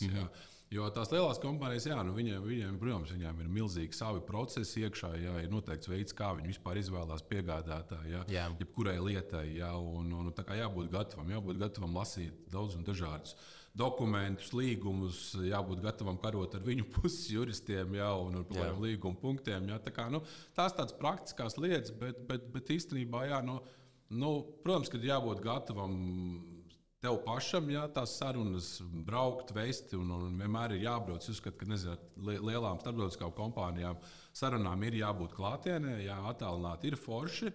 Bet klātienē ir pavisam cits efekts, kad tu sajūti to, ka cilvēks ir šeit. Un arī tas uzticības, tas moments un viss pārējais, kas ar to saistās. Un, protams, tev ir jābūt labai prezentācijai, ir sagatavotai, noslīpētai, bet arī es nekad, man liekas, ka neesmu baigi arī ar tām lielām kompānijām. Es nekad neesmu runājis tīri pēc prezentācijas. pēc tiem, nezinu, bullet pointiem, jo tos visus prezentāciju viņi var izlasīt. Viņi izlasa paši pirms tam, un tas neinteresē. Bet vairāk ir jāstāsta par tiem success storyiem, par tiem caseiem. Ir jāstāsta par komandu, kas šeit ir apakšā, cik liela ir komanda, kādi profesionāļi šeit ir. Nezinu, tur var pieminēt arī to, ka mums ir komandā tik daudz cilvēku ar doktora grādiem, inženieri, viņi ir bijuši ar mums no paša sākuma. Tas ir tas, jāiedod klientam tā uzticība tam, ka, hei, es esmu īstais tas sadarbības partneris, ar ko es gribu noslēgt ilgtermiņa līgumu. Jo īstermiņā daudzi var noslēgt, pēc tam aplausties, un tas viss arī ātri beidzās. Bet ilgtermiņa attiecības un līgums un biznesa, tas ir tas, uz ko ir jāiet. Ir jāgatavojas. Protams, tām lielām tikšanām ir jāgatavojas, ir jāpapēta, ir jāpaskatās arī cilvēki. Nezinu, kas viņi tādi ir, kādas viņu lomas uzņēmumā. Kurš īstenībā pieņem to lēmumu, to gala lēmumu. Jāpastrādā ar viņu vairāk arī tikšanās laikā. Nezinu, Pati komunikācija, acu skatiens ar viņu vairāk. Un tur jau tas connections arī rodās. Un tas ir viens no tādām lietām, ko piezīmēt. Tas ir tas. Arī attiecību būvēšana.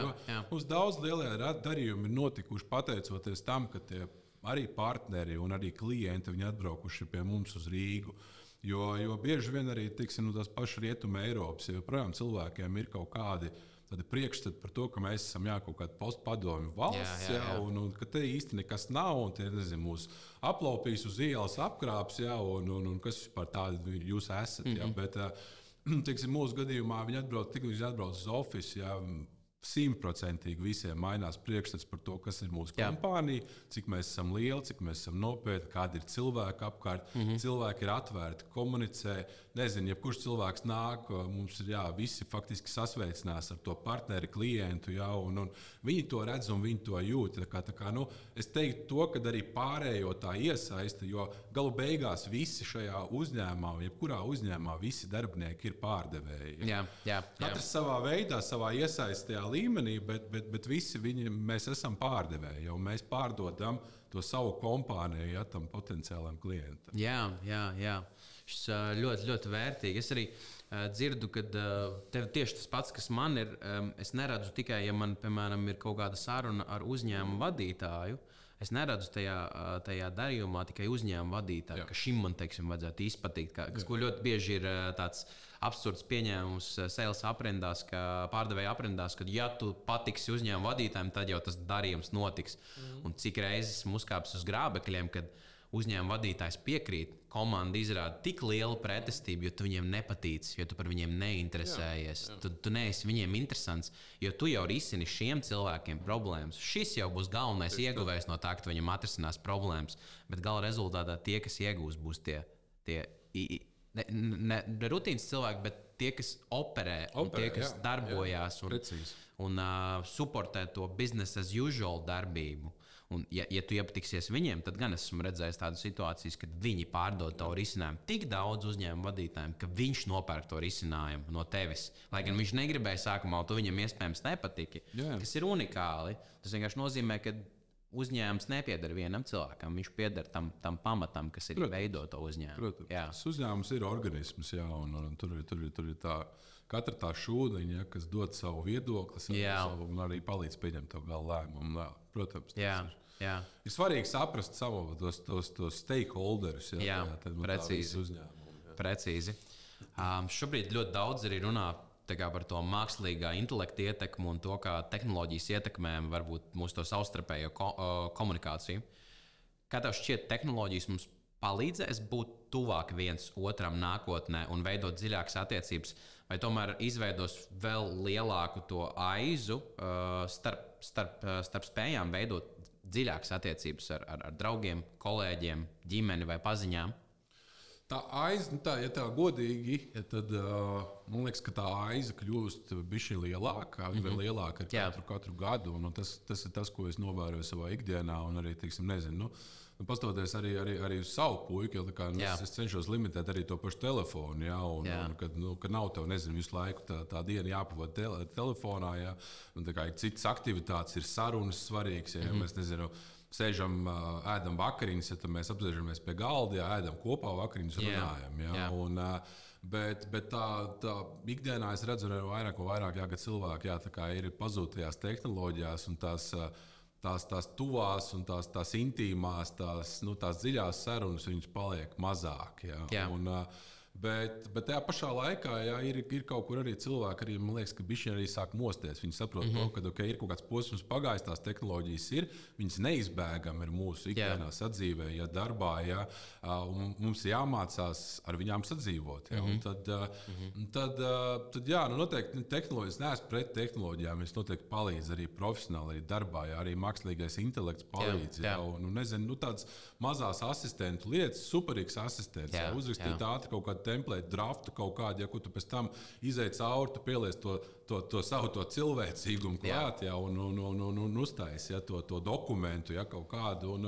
Bet mums ir jāmāk sadzīvot, bet tajā pašā laikā mums jābūt ļoti apzinātiem arī, kas mēs esam un kas ir mūsu tās vērtības, vispār kā cilvēkiem.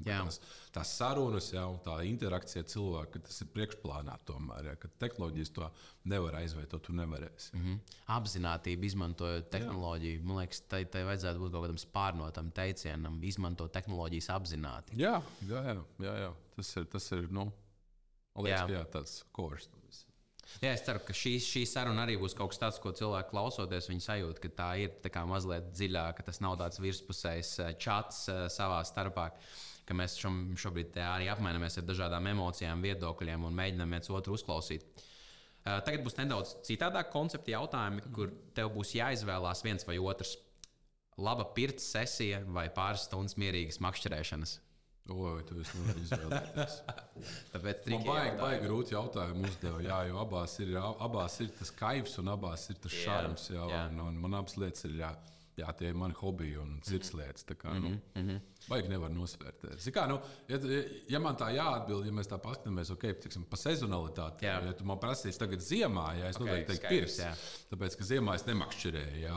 Man makšķerēšana arī nav pat tās par zivīm, bet tas ir par būšanu dabā. Un arī sazemēšanos, un tas ir tas mans atpūtas. Es tieši pirts cienītājs vairāk esmu, kad makšķerēšanas piekritējs būs. Var teikt, vasis man zem galda apakšā kāju. bet par to pirti es gribēju parunāt ar tevi. Tu esi pirtnieks, tur ir per tos cilvēkus profesionālā vai ne tik profesionālā līmenī. Es teiktu, ka tas ir profesionāls, nezinu, tā lieta, ar ko es gūstu papildus ienākumus. Bet tas noteikti ir mans aicinājums.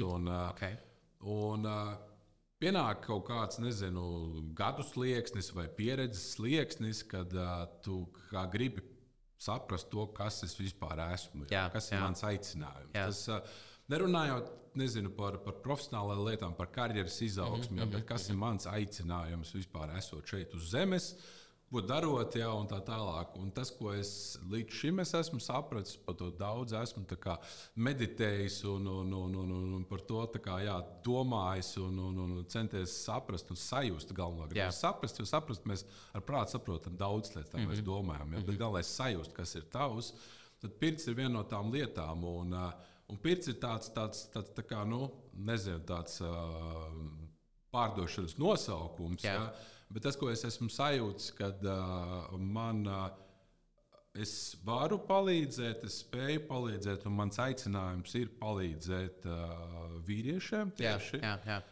Jo sabiedrībā valda joprojām tas priekšstats, ka mēs vīrieši esam tas stiprais, tas mums veči neraud nekad, mēs nelējam nekādas emocijas.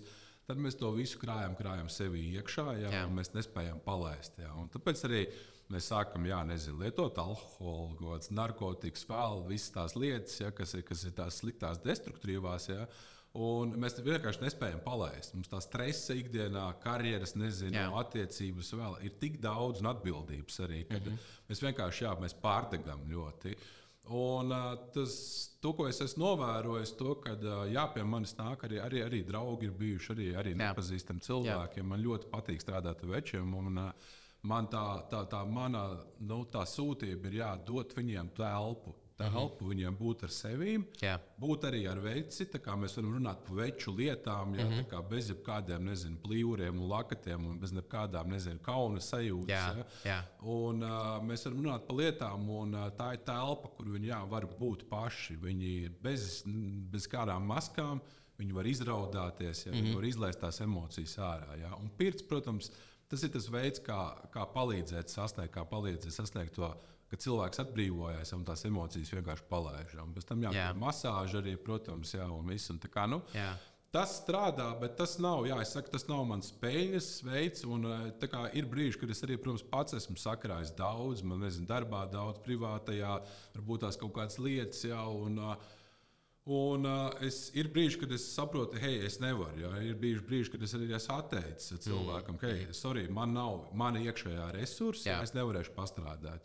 Tā kā pārliekam uz citu laiku un sazvanamies kaut kad nākamreiz. Es ik pa laikam to daru.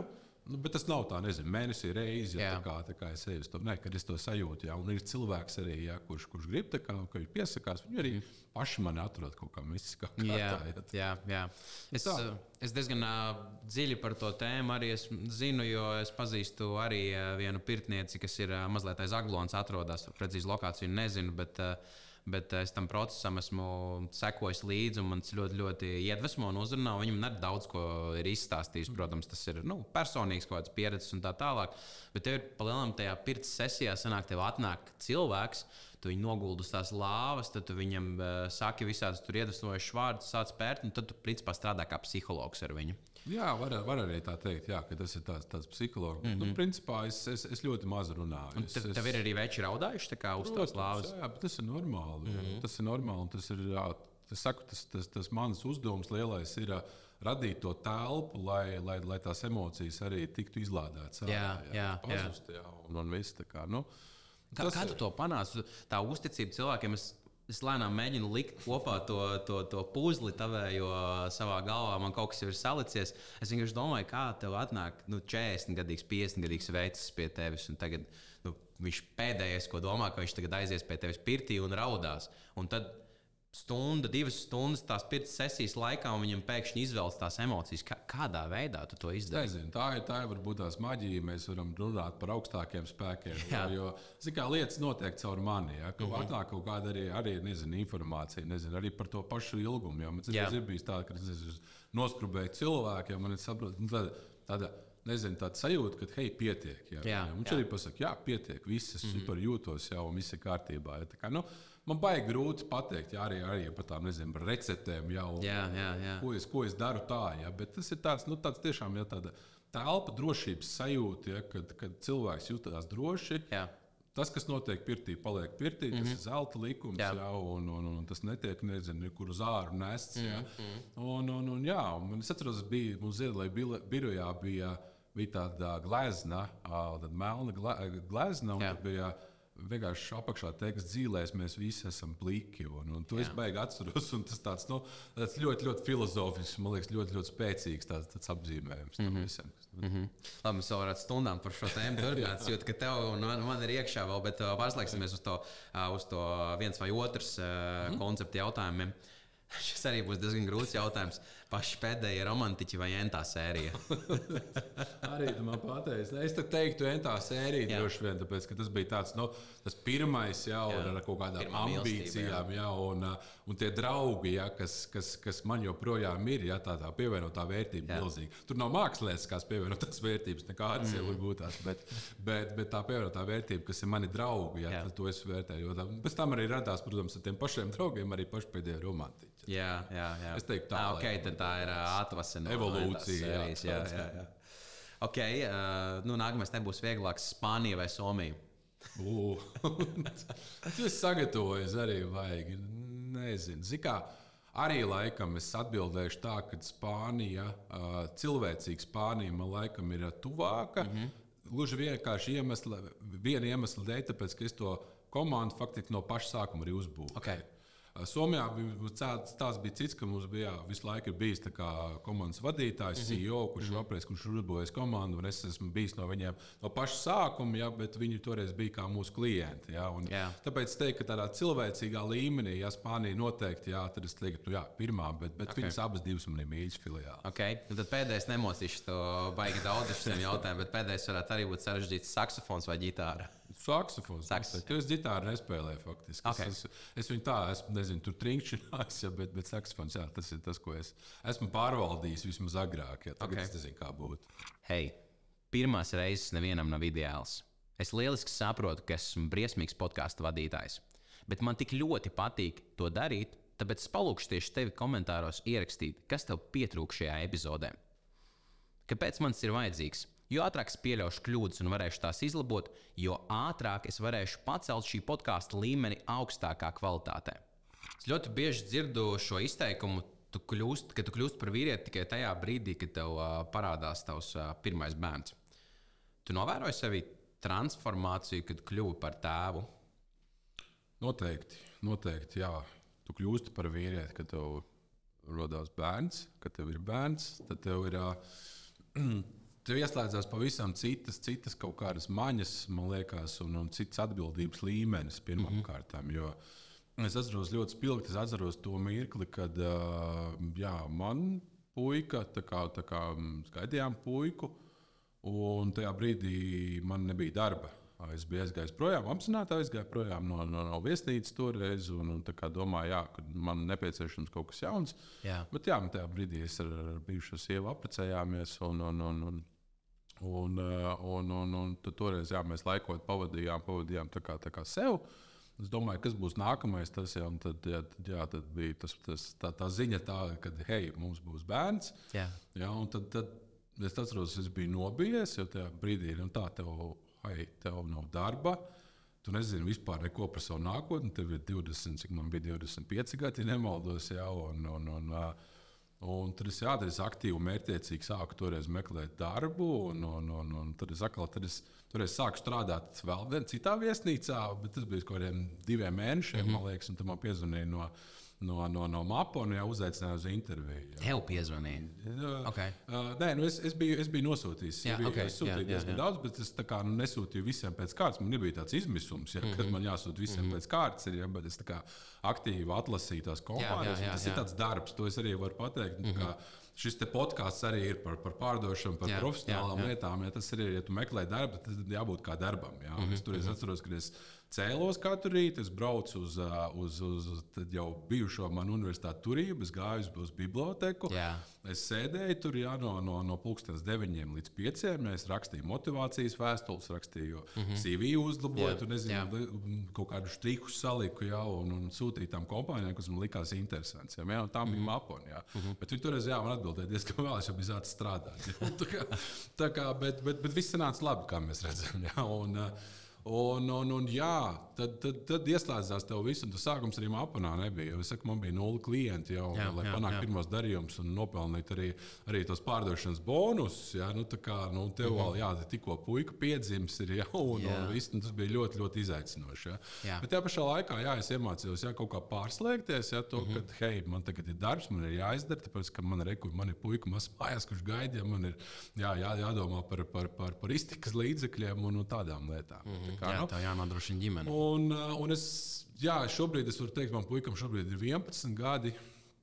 Un šobrīd varu teikt ļoti, ļoti godīgi, ka man laikam dzīvē nav lielāka skolotāja bijis par manu dēlu. Ja, viņš tev izrausti no visām pusēm, viņš tev pacietību vienmēr pārbauda līdz pēdējiem, cik tu vari. Es esmu pacietīgs cilvēks pēc savas dabas, bet ir bijuši gadījumi, kad arī man gribās tā kā liesmu šķelt augšā, bet viņš viņi ļoti iemāca daudz arī lietas. Kāds ir tās sajūtas, tev piesakās tas mazais ķipars, un tu viņu noteikti turēji tajā brīdī rokās, tu skaties, kāda ir tā, man vienkārši nav bērnu, tāpēc man vienmēr ļoti interesanti jautāt tos jautājumus. Kāda ir tā sajūta, ka tu viņu turi rokās, skaties, tu saproti, ka tas pa lielam esi tu? Tā ir superīga sajūta, to es novēlēju kuram cilvēkam izbaudīt to sajūtu. Un tev tiešām pamainās vērtības, un tu redzi, tas ir mazs tu rokās, un tās vērtības pamainās ļoti. Jā, un tad tev nav jāsvarīgi, tur nezinu, ko es tur pēkdienā, sestdienā darīšu, kad es aiziešu patusēt, ja pēc tam es gulēšu, tad ir režīms kaut kāds un viss pakārtots tam mazajam ķiparam. Bērni ļoti liela vērtība. Mums ar tevi pāris nedēļas atpakaļ izvērsās tāda ļoti interesanta saruna par to, ka ir bezjēdzīgi dzīties pakaļ naudai. Tur arī minēja tajā kontekstā to grāmatu nonulēties. Ja? Jā, grāmata par nonulēšanos. Lielākā daļa cilvēku tomēr ikdienā to tik un tā dara, dzenās pakaļ tai naudai. Kā tev šķiet, kas cilvēkiem to spiež darīt? Cilvēkiem to spiež darīt sociums, ja, jo mums ir ļoti, man liekas, ka šobrīd greiza izpratne par to, kas ir laime. Un dzīvojot arī, ja mēs pieskaramies pie tām pašām tehnoloģijām, ja, un sociālajiem tīkliem un smukajām Instagram bildēm, ja, kas tiek visu laiku pušots, ja, ka tā ir tā laime, ja, pēc kā cilvēkiem jātiecās, tad cilvēks savā neapzinātībā viņš arī sāk uztvert to, ka tā ir tā vienīgā laime, pēc kā man ir jāiet. Ja. Tās materiālās lietas, materiālās vērtības, nopirkšu to un būšu laimīgs. Ja? Bet tajā realitātē es domāju, ka mēs katrs esam piedzīvojuši to brīdi, kad nezinu, mums vajag kaut kādu lietu, mēs viņu nopērkam, mēs no sākuma, kad kurjeris atbrauc un uznes, tev ir tā paciņa, ja? Tu jūti to saviņojumu, ja? to endorfīnu, ja? to apmierinātības sajūtu. Tu saņem viņu, ja, un tad paiet kaut kāds, nezinu, varbūt tās stundas, varbūt tās dienas, atkarībā no tās lietas, protams. Ja, bet tev tā laimes sajūta un tas uzbudinājums, ja, un tā apmierinātība pazūd. Ja, tā ir vienkārši lieta. Ja, un, kā, tas ir tas, kas tiek pa visu malām, ja dzīts iekšā, ka tās materiālās lietas ir tas, pēc kā mums būtu jātiecās. Materiālās lietas ir svarīgas, ja, un mums ir jābūt, mēs dzīvojam sabiedrībā, ja mums ir jāmaksā rēķini, ja, mums ir jādomā par to, kur mēs dzīvosim, mēs gribam aizbraukt ceļojumās, mums ir ģimenes. Tas viss ir jānodrošina, ja, bet tam ir jābūt paralēli. Ja, tā kā tev ir jābūt, ļoti patīk, kā man pirts skolotājs Juris Bāķņa teica, kā aiz dziļa zemē, ja, un skatiens debesīs. Ja, tas ir tāds filozofisks teiciens, ja, bet ar ļoti, ļoti dziļu un pamatīgu jēgu. Ja, tā kā, tās materiālās lietas, tā ir tā zeme, ja, to jābūt sazemētām, sevišķi arī tā kā vīrietim. Ja, tā kā tev ir jārūpējās par to ģimeni arī.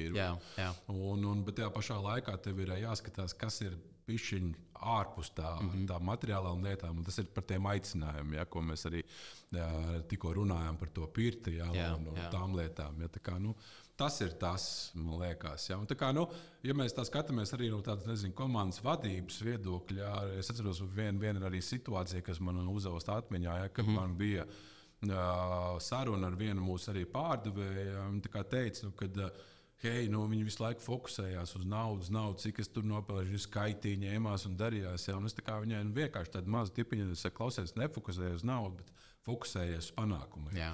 Ja kompānija visu izdarīs pareizi, ar bonusiem, ar visu atalgojumu sistēmu, ja, tad nauda seko panākumiem šākā tā. Ja. Tikai tu fokusē tu enerģiju uz to, ka, kur es gribu sasniegt, nezinu, panākumus, noslēgt līgumu ar to kompāniju, ja, un tā nauda sekos tik un tā. Ja.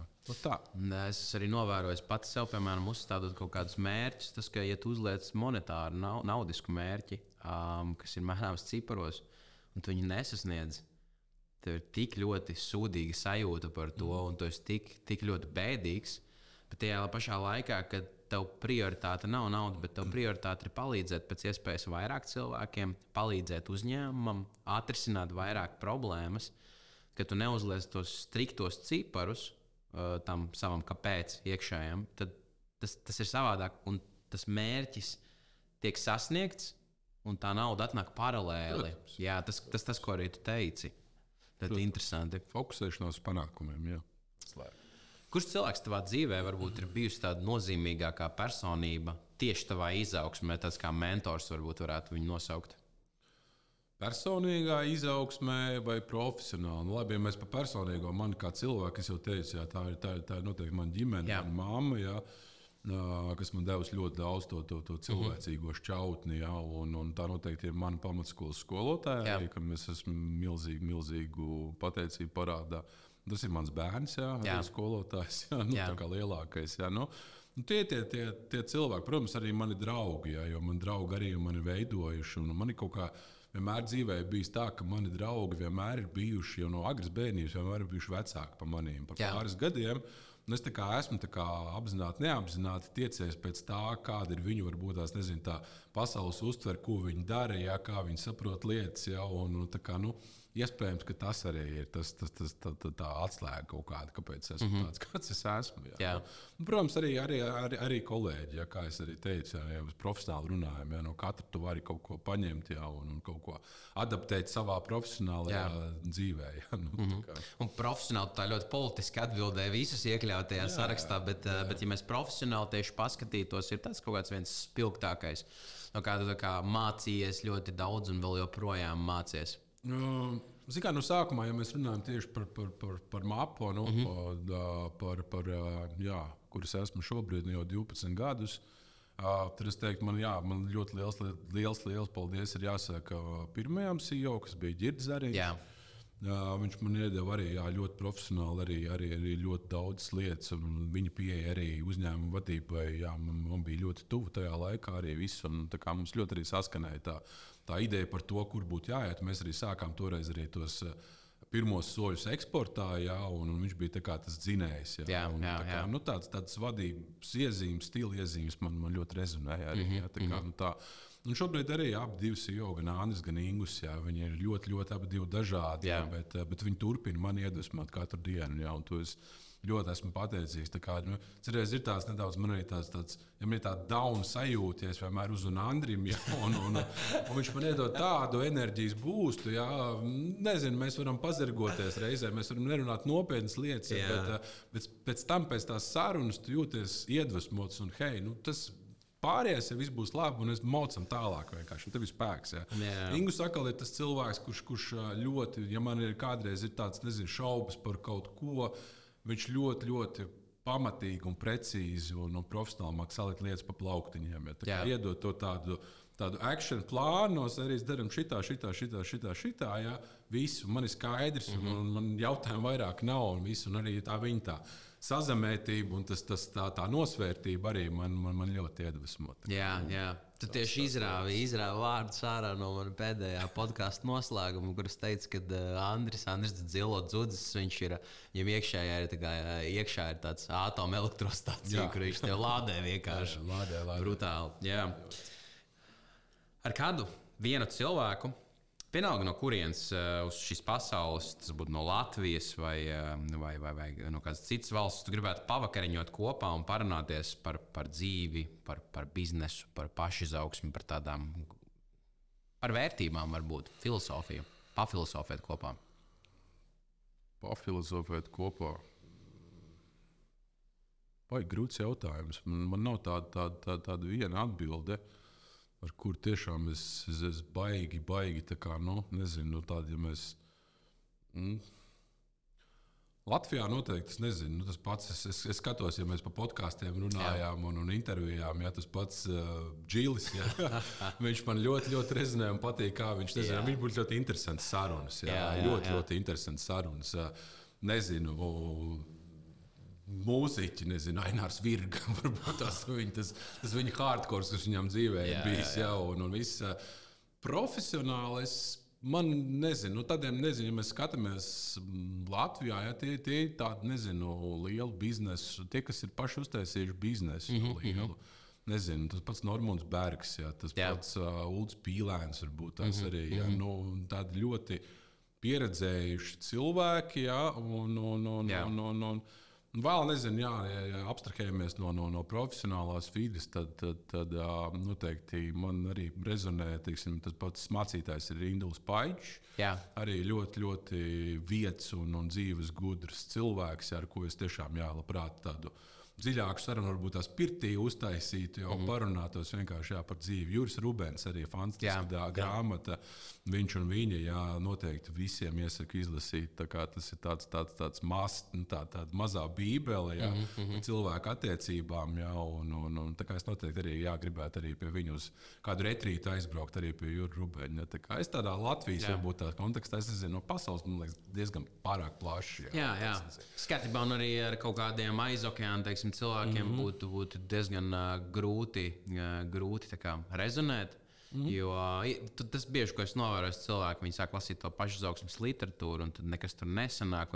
Tad beigās viņiem parādās kaut kāds mentors cilvēks no Latvijas, kuriem viņam sāk sekot, un tad viss sanāk. Jā. Ir tomēr svarīga nozīme tai vietai, no kurienes tu nāc. Jā. Nāve nereti ir ļoti spēcīgs motivators, lai piespiestu un liktu cilvēkiem mainīties. Ja tu zinātu, ka tev ir palicis tikai 1 gads no savas dzīves, ko tu mainītu savā dzīvesveidā, ja vispār kaut ko mainītu? Ko es mainītu savā dzīvesveidā, es noteikti veltītu laiku, nedalītu uzmanību saviem tuvākajiem. Tas ir uzreiz, ko es varu atbildēt. Un ja tev ir tāds, un tiešām tas pulkstenis, kurš sāk tikšķēt, tad tev viss cits liekas mazsvarīgs. Un es noteikti darītu to, es nedalītu uzmanību saviem tuvākajiem, pašiem mīļākajiem. Un parūpētos arī par kurām praktiskām lietām, jau mēs runājam, tur pensiju līmeņa mantošanas un tās lietas. Tas viss arī jāsakārto, lai viņiem būtu vieglāk. Tā kā tas ir tāds, tu uzreiz bez tādas domāšanas var atbildēt. Ja tev vajadzētu vienā teikumā aprakstīt savu pieeju dzīvei, tādu kā filozofiju, kāda tā būtu? Vieglāk. Tas ir tāds, mēs mēdzam vienkārši uzbūrt neskaitām daudz scenārijus, bet patiesībā tās lielās, skaistās un burvīgās lietas, viņas slēpjas vienkāršībā. Vienkāršībā, un tas ir tas, ko es arī, ko nezinu, tas pats Imants Ziedonis ir rakstījis savos darbos, un ko tu vari visu caurēm, tā kā sajust, kad aizbraucot arī uz dabu, dabā esot. Tā ir tā makšķerēšana, tā šķautne, kad tu tās 4 dienas esi pie ūdens, un tu piecelies no rīta, un to lec saule, kas ir vienkārši lieta, bet tā ir fantastiska lieta, un tu esi tur, šeit, tagad, tu redzi, un tev neko citu nevajag. Tas ir tāds, ņem vieglāk lietas, un nedomā to, ka, tur kaut kādas mazās problēmas tagad, iznīcinās manu pasauli, tagad būs tā. Lieliski. Atskatoties atpakaļ uz savu karjeru, mūziķa laikiem un visu akumulēto pieredzi, par ko tev būtu vislielākā pateicība? Man pateicība ir par to pieredzi, ko es esmu ieguvis. Tā pieredze, viņa varbūt tās nav, akadēmiski pareizi. Kā jau stāstīju, bija traki laiki, bija bohēma un viss ar to saistīts. Un arī tās pašas alkohola lietošanas un tās lietas.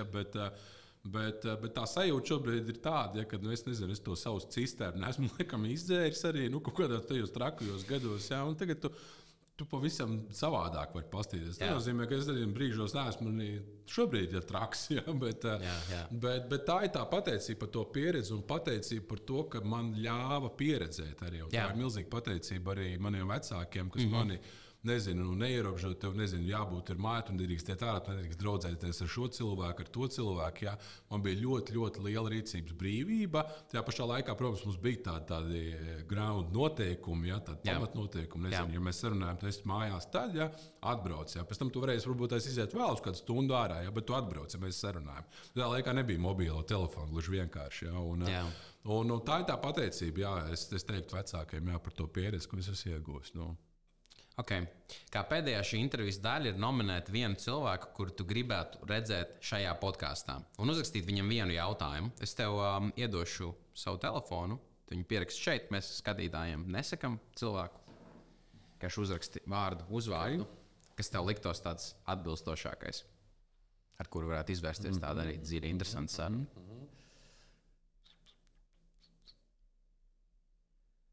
Es tad neteikšu. Nelēs tikai džili, jo jāpapild ir alkohola krājuma uzņēmumā. Labi, džili, tā, es tagad uzreiz... Nē, bet ja tev nepieciešams viņu likt, tad liec droši. Nē, es viņu nelikšu. Es nezinu, ko es varētu tavu sitienu izdomāt.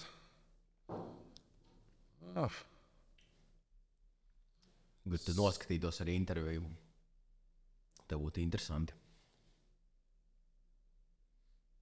Es likšu mākslinieku. Okay. Jā, protams. No savas mīļākās grupas. Okay. Skolistu. Super. Tā kā es nepateicu, kas ir mana mīļākā grupa, tā kā skatītāji nezināt. Ļoti labi. Tāks. Es nezinu, kāpēc, Armand, bet man tā iekšējā enerģija atgādina Denzela Vašingtonu no filmas Līdzsvars Equilibrium saucās. Bez vardarbīgiem elementiem, protams. Katru reizi, kad es ar tevi parunāju, tu ievies tādu iekšējo mieru un līdzsvaru. Un paldies tev par to, paldies tev, ka atnāci uz šo podkāstu. Paldies tev, ka piekriti būt kā mans viesis un kad mēs tiešām, man liekas, no sirds parunājām par ļoti, ļoti interesantām lietām. Jā, paldies tev par ļoti interesantiem jautājumiem, ļoti dziļiem jautājumiem. Arī tā kā es jūtos ļoti forši un tiešām man bija prieks šeit būt. Super. Paldies tev. Paldies.